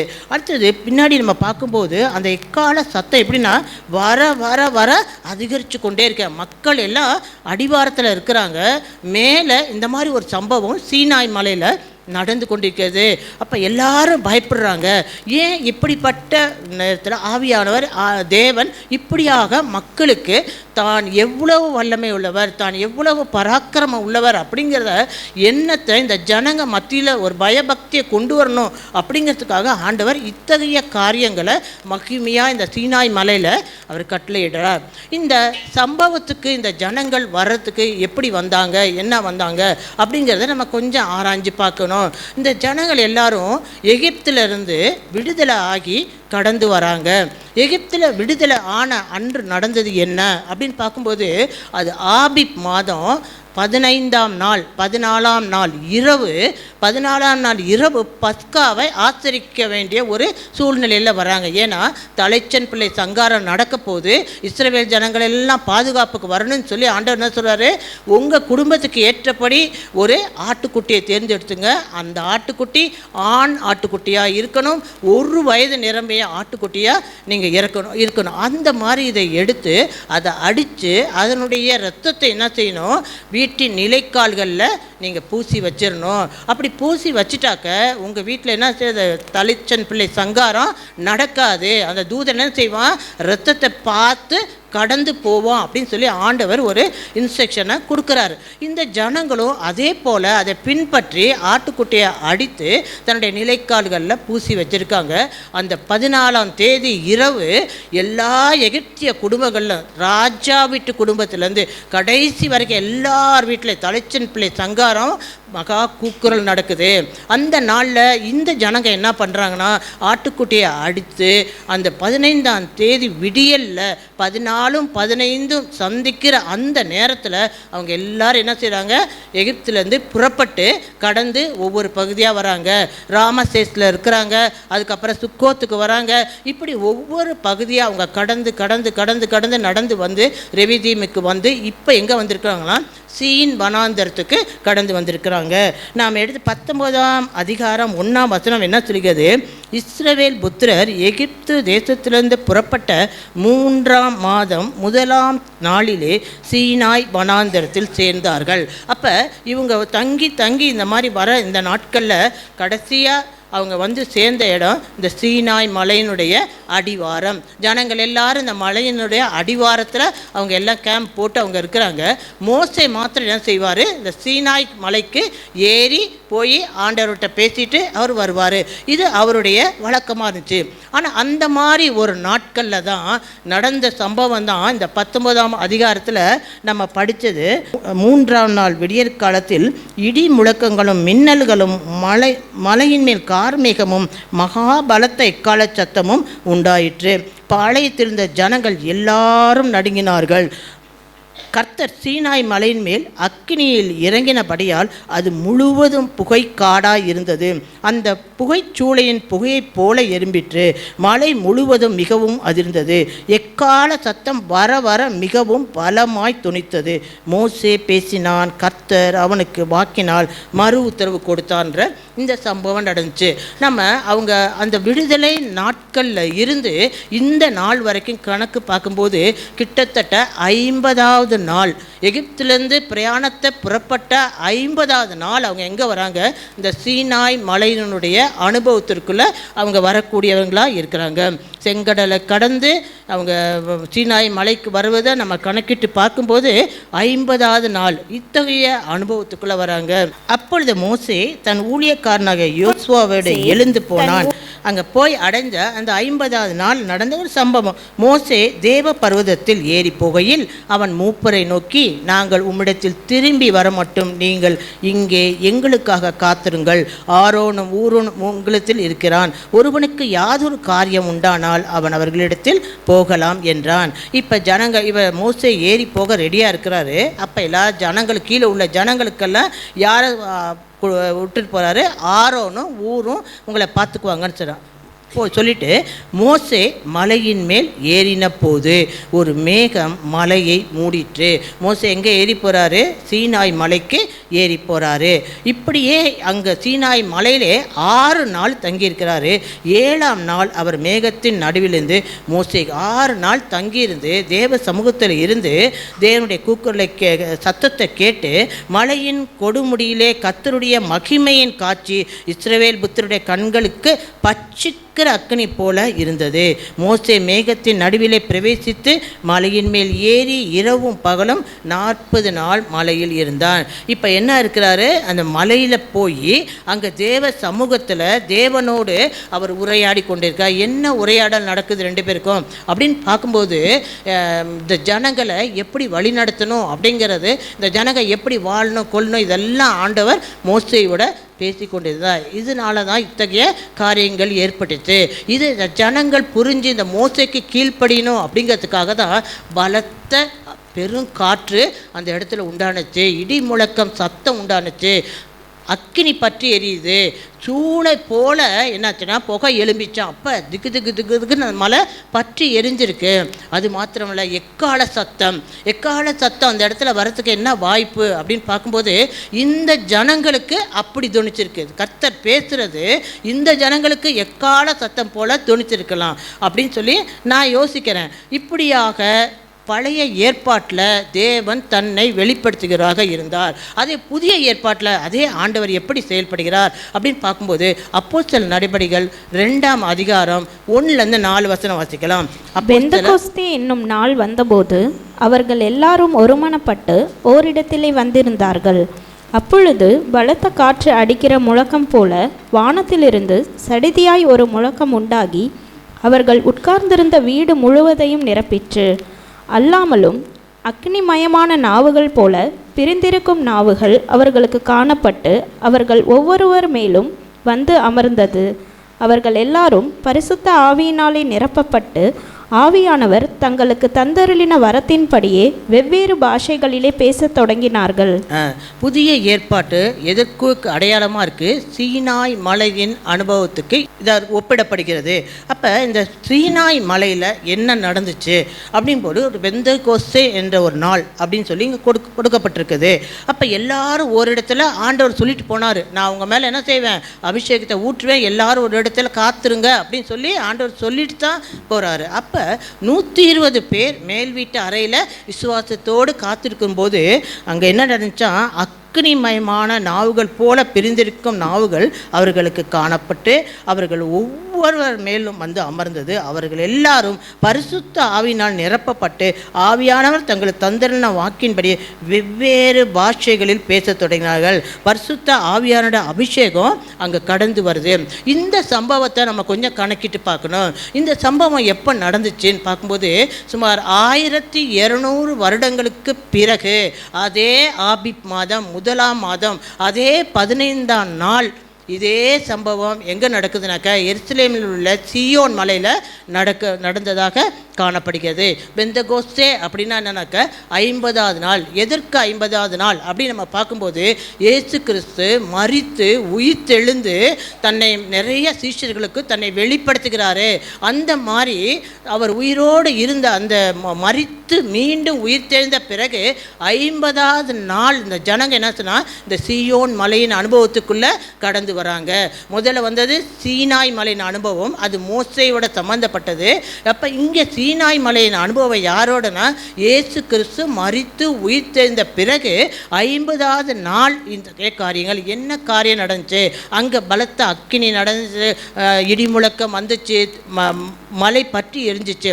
ஆனால் இங்கே என்ன உண்டாச்சுனாக்க பலத்த காற்று அடிக்கிற முழக்கமாக. அப்போஸ்தலர் 2:2 பலத்த காற்று, வானத்திலிருந்து சடுதியாய் ஒரு முழக்கம். அது என்ன முழக்கம்? வானத்திலிருந்து எத்தகைய முழக்கம் உண்டாச்சு நமக்கு தெரியல. அவர்கள் உட்கார்ந்து இந்த வீடு முழுவதையும் அதிர்து, அந்த இடம் முழுவதுமே அப்படி அதிரத்தக்கதாக இருக்குது. அக்னிமயமான நாவு. அது மாத்திரமல்ல, இவ்வளோ நாள் வரைக்கும் இல்லாத ஒரு புதுமையான ஒரு காரியம். அக்னிமயமான நாவுகள் 120 பேர் இருந்தாங்கன்னா 120 பேர் மேலே வந்து அமர்ந்தது. இப்போ நம்ம பார்க்கலாம்னா பழைய ஏற்பாட்டில் இஸ்ரவேல் ஜனங்க விடுதலை ஆகி அவங்க வெளியே வரும்போது அவங்களுக்குள்ள என்ன இருக்க, தேவன் ஒரு ஒரு பிரசனத்தை வெளிப்படுத்தக்கூடியவராக இருந்தார். புதிய ஏற்பாட்டில் கர்த்தராகிய இயேசு கிறிஸ்து நம்மை பாவத்திலிருந்து சாபத்திலிருந்து விடுதலை ஆன பிறகு அந்த 50ஆவது நாள் மக்களுக்கு தன்னை வெளிப்படுத்தி தன்னுடைய பரிசுத்த ஆவியானவரை அந்த நாளில் தரக்கூடியவராக இருக்கிறார். இது எத்தகைய அனுபவம் பார்க்கும்போது சீயோன் மலையின் அனுபவமாக இருக்கிறது. சரி, இந்த அடுத்தது இது ரெண்டையுமே நம்ம ஒப்பிட்டு தான் பார்க்க போகிறோம். சீயோன் மலையில் என்ன நடந்துச்சு, சீனாய் மலையில். அப்போ நமக்கு வாழ்க்கையில் நமக்கு ஆவிக்குரிய வளர்ச்சிக்கு அது ரொம்ப பிரயோஜனமாக இருக்கும். இப்போ எடுத்துக்கலாம், யாத்திராகமம் 31:18 எடுத்துக்கலாம். யாத்திராகமம் 31:18 பார்க்கும்போது, சீனாய் மலையில் அவர் மோசேயோடே பேசி முடிந்த பின் தேவனுடைய விரலினால் எழுதப்பட்ட கற்பலகைகளாகிய சாட்சியின் 2 பலகைகளை அவனிடத்தில் கொடுத்தார். சரி, சீனாய் மலையில் கர்த்தர் அப்படியா எழுந்தரலாம். ஏன் எழுந்தரலாம்? ஜனங்களை பயமுறுத்துறதுக்கு மாத்திரமா கிடையாது. அந்த நாட்களில் தேவன் என்ன செய்கிறாரு, சில கட்டளைகளை தீர்மானங்களை எழுதி மோசே கரத்தில் கொடுத்து இதை ஜனங்களுக்கு கொண்டு போய் கொடு.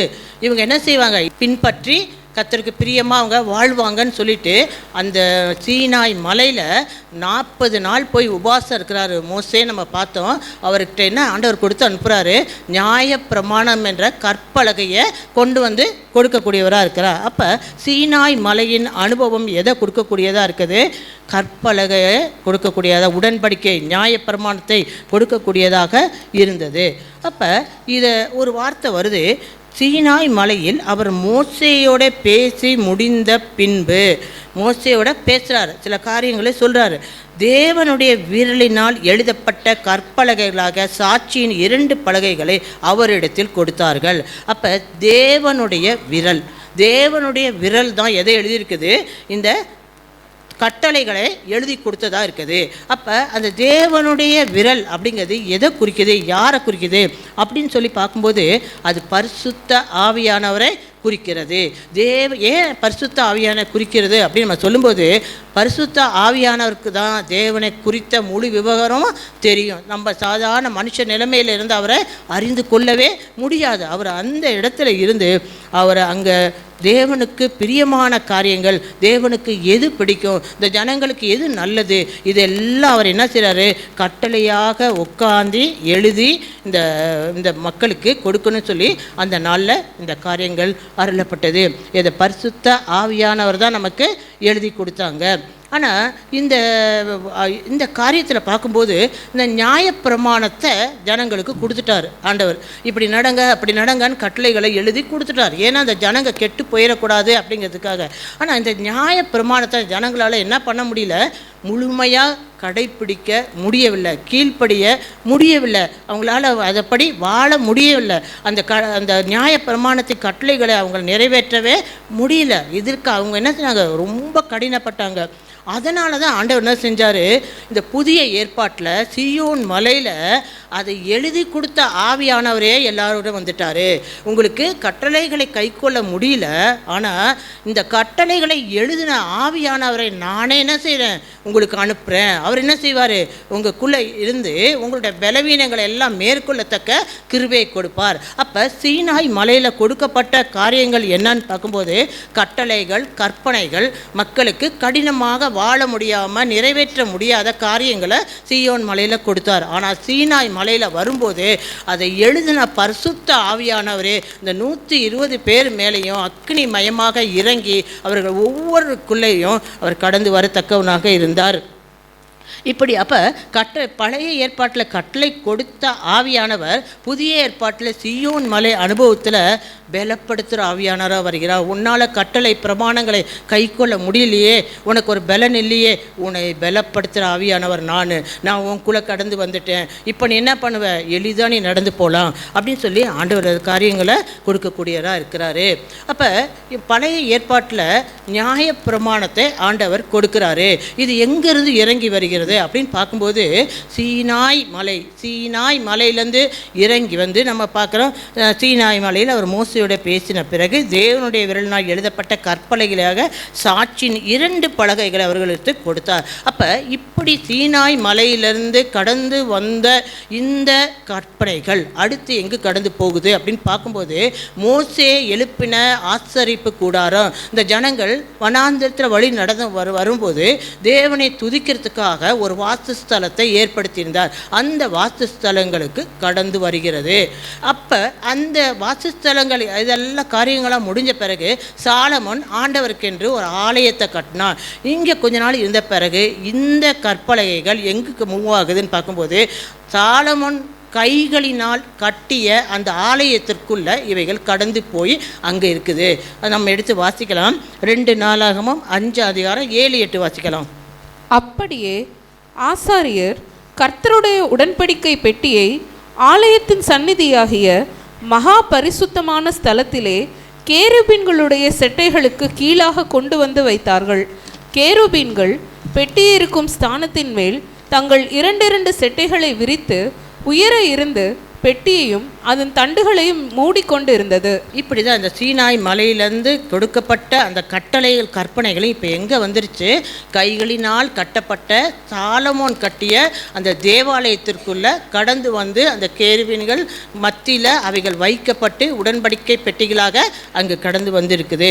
ஆனால் இந்த சீனாய் மலையிலேருந்து இறங்கின அந்த சீயோன் மலையில், இப்போ இது சீனாய் மலையினுடைய அனுபவம். ஆனால் சீயோன் மலையில் அந்த இறங்கி வந்த அந்த ஆண்டவர் கைகளினால் கட்டப்பட்ட ஆலயத்திற்குள் செல்லவில்லை. அவர் எங்கு சென்றார்னா, ஜீவனுள்ள தேவனுடைய ஆலயமாகிய உங்களுக்குள்ளும் எனக்குள்ளும் அவர் இறங்கி வந்தார். அது கட்டப்பட்ட ஆலயத்துக்குள்ளே சென்றது.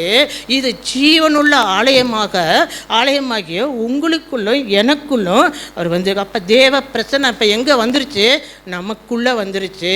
முதல்ல நம்மளை வழி நடத்துகிற ஆவியானவர் எங்கே வந்துட்டார், இப்போ நமக்குள்ளே வரப்பட்டா அவர் உங்களுக்குள்ளே உலாவி உங்கள் தேவனாக இருப்பார் அப்படின்னு சொல்லி, நான் உங்களுக்குள்ளே வாசம் பண்ணுவேன் அப்படின்னு சொல்லி ஆண்டவர் நம்ம கட்டளை கொடுக்குறாரு.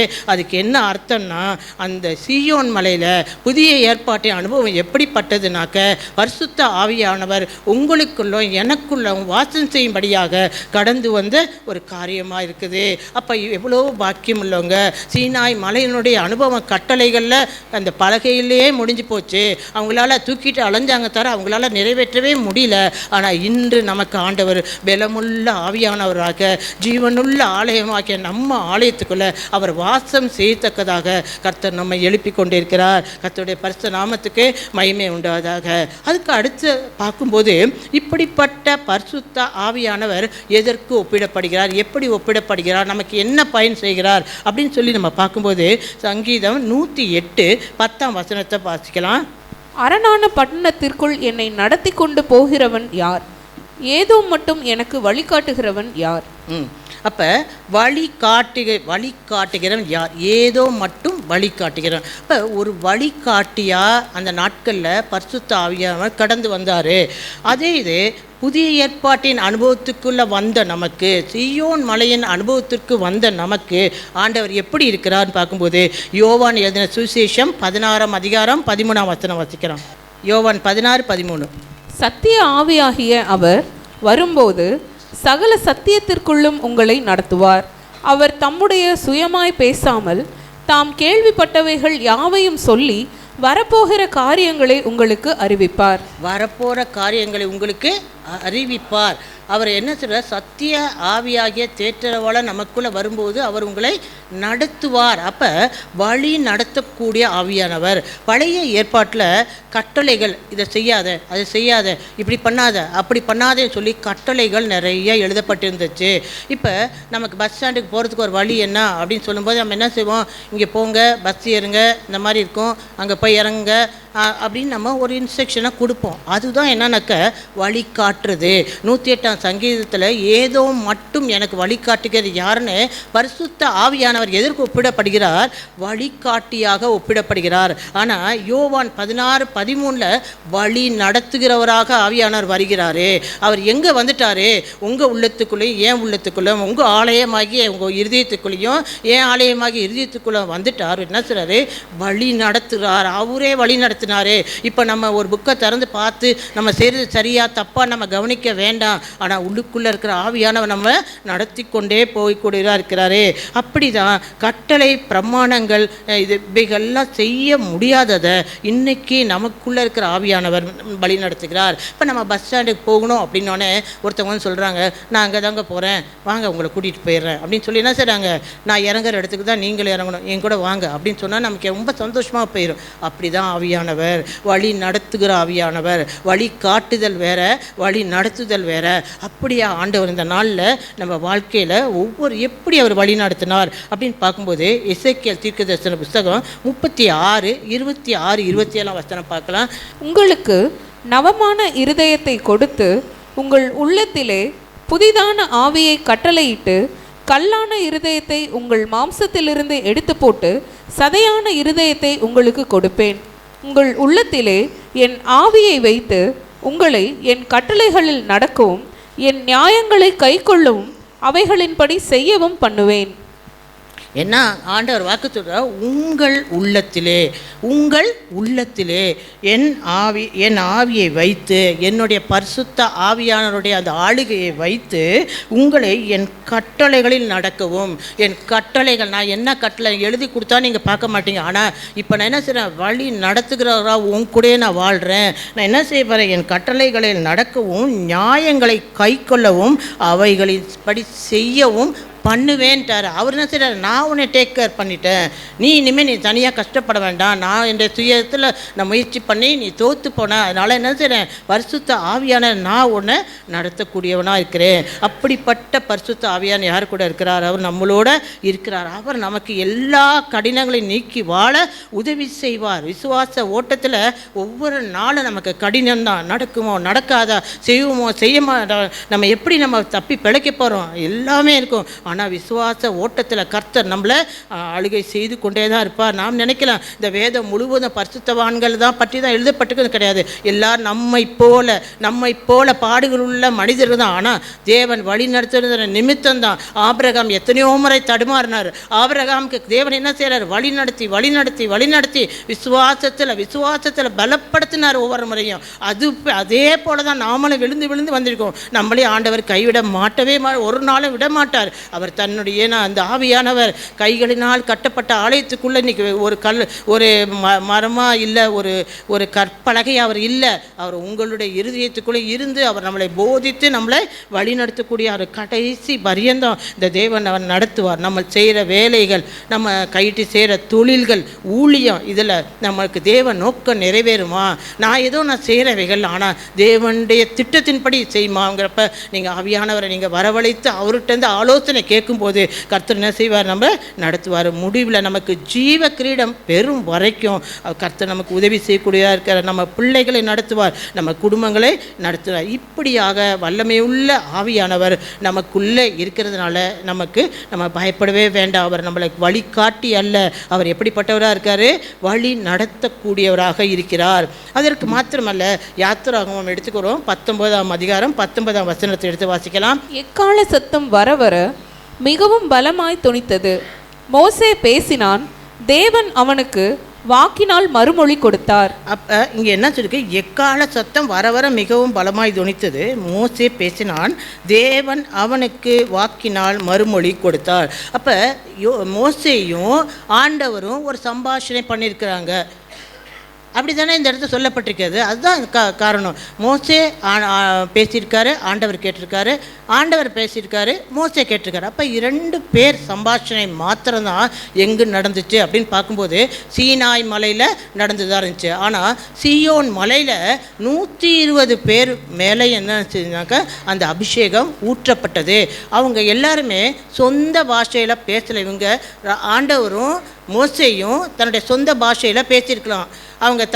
அவங்களுடைய பேசுகிற மொழி அல்லது எபிரேய பாஷையில் எப்படி பேசுகிறாங்க தெரியாது. ஆனால் இந்த இடத்துல நம்ம பார்க்கும்போது 120 பேர் மேலே இறங்கின அது அபிஷேகம் வெவ்வேறு பாஷைகளில் அவர்களை பேச வைக்கக்கூடியதாக இருந்துச்சு.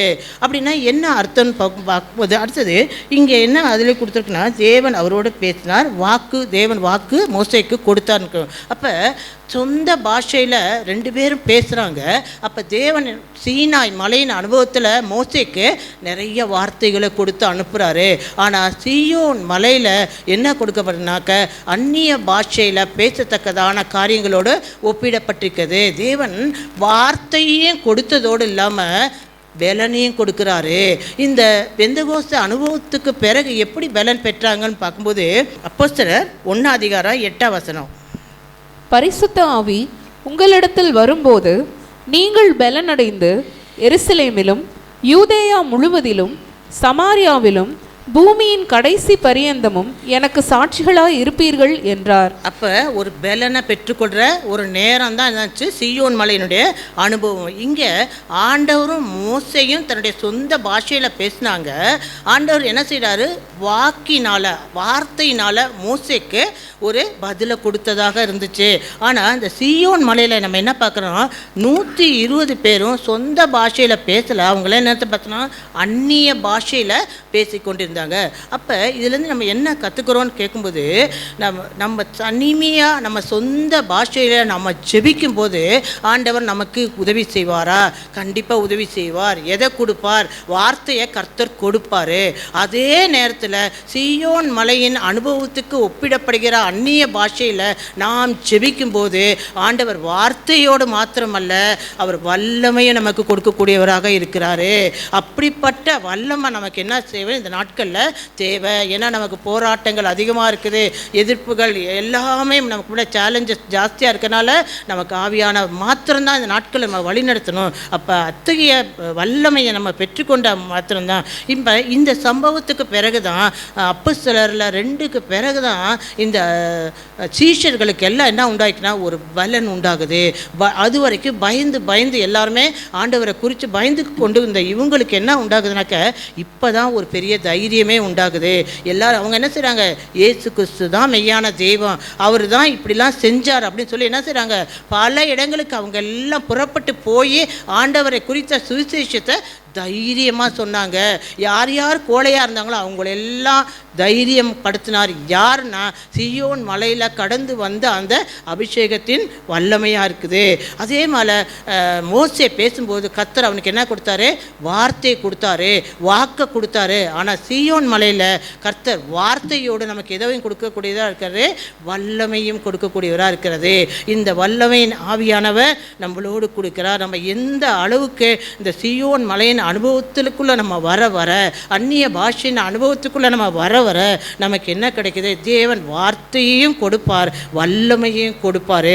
நம்ம எந்த அளவுக்கு அந்நிய பாஷையில் நம்ம பேசி பேசி பேசி நம்ம ஜெபிக்கிறோமோ அந்த அளவுக்கு கர்த்தருடைய வல்லமை அபரிதமாக நம்மை ஆட்கொள்ளக்கூடும்.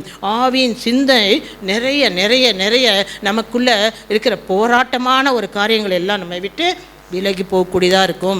தரிசனங்களை கர்த்தர் நமக்கு சொப்பனங்களை கொடுப்பார். வரும் காரியங்களை தரிசனங்கள் மூலமாக சொப்பனங்கள் மூலமாக கர்த்தர் நமக்கு கொடுத்து நம்மளை நடத்தக்கூடியவராக இருக்கிறாரு. அது மாத்திரமல்ல, அந்நிய பாஷையில் நாம் ஜெபிக்கும் போது நாம் நம்மளை மாத்திரம் கட்டி வைக்கிறது கிடையாது. எத்தனையோ குடும்பங்களை குறித்த, அவர்களுடைய பாடுகளை குறித்த காரியங்களை கர்த்தர் நமக்கு வெளிப்படுத்தி கொடுப்பார். அவர்களுக்காக நாம் ஜெபிக்கிறதுக்கான ஒரு கிருபையை நம்ம பெற்றுக்கொள்வோம்.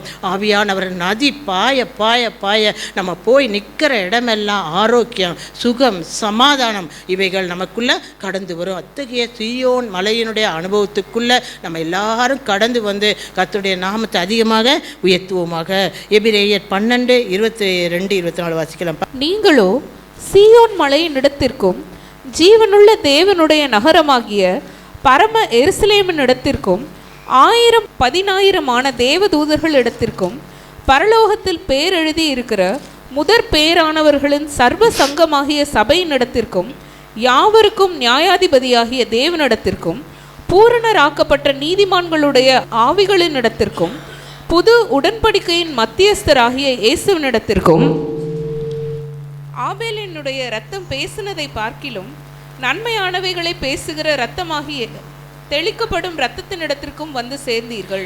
நீங்களோ சீனாய் மலையில் அல்ல, சீயோன் மலையின் இடத்திற்கும் ஜீவனுள்ள தேவனுடைய நகரமாக்கிய பரம எருசலேம் இடத்திற்கும் 1000-10,000 தேவதூதர்கள் இடத்திற்கும் வந்து சேர்ந்திருக்கிறோம். இப்போ நம்ம வந்து சேர்ந்திருக்க இடம் எப்படிப்பட்ட அனுபவம், சீயோன் மலையின் அனுபவம். அது சாதாரண அனுபவம் கிடையாது. அது எப்படிப்பட்டது, ஜீவனுள்ள தேவனுடைய நகரம் பரம எருசலேம்.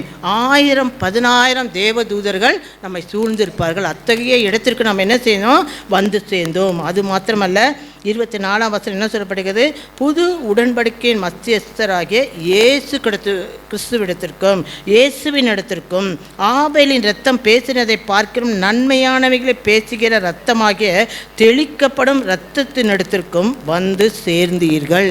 அப்போ நம்ம எங்கே வந்து சேர்றோம், ஆவியானவருடைய இரத்தம் தெளிக்கப்பட்ட இடத்திற்கு வந்து சேர்கிறோம். அது மாத்திரமல்ல, மத்தியஸ்தராகிய இயேசு கிறிஸ்துவின் இடத்திற்கு நம்ம வந்து சேர்கிறோம்.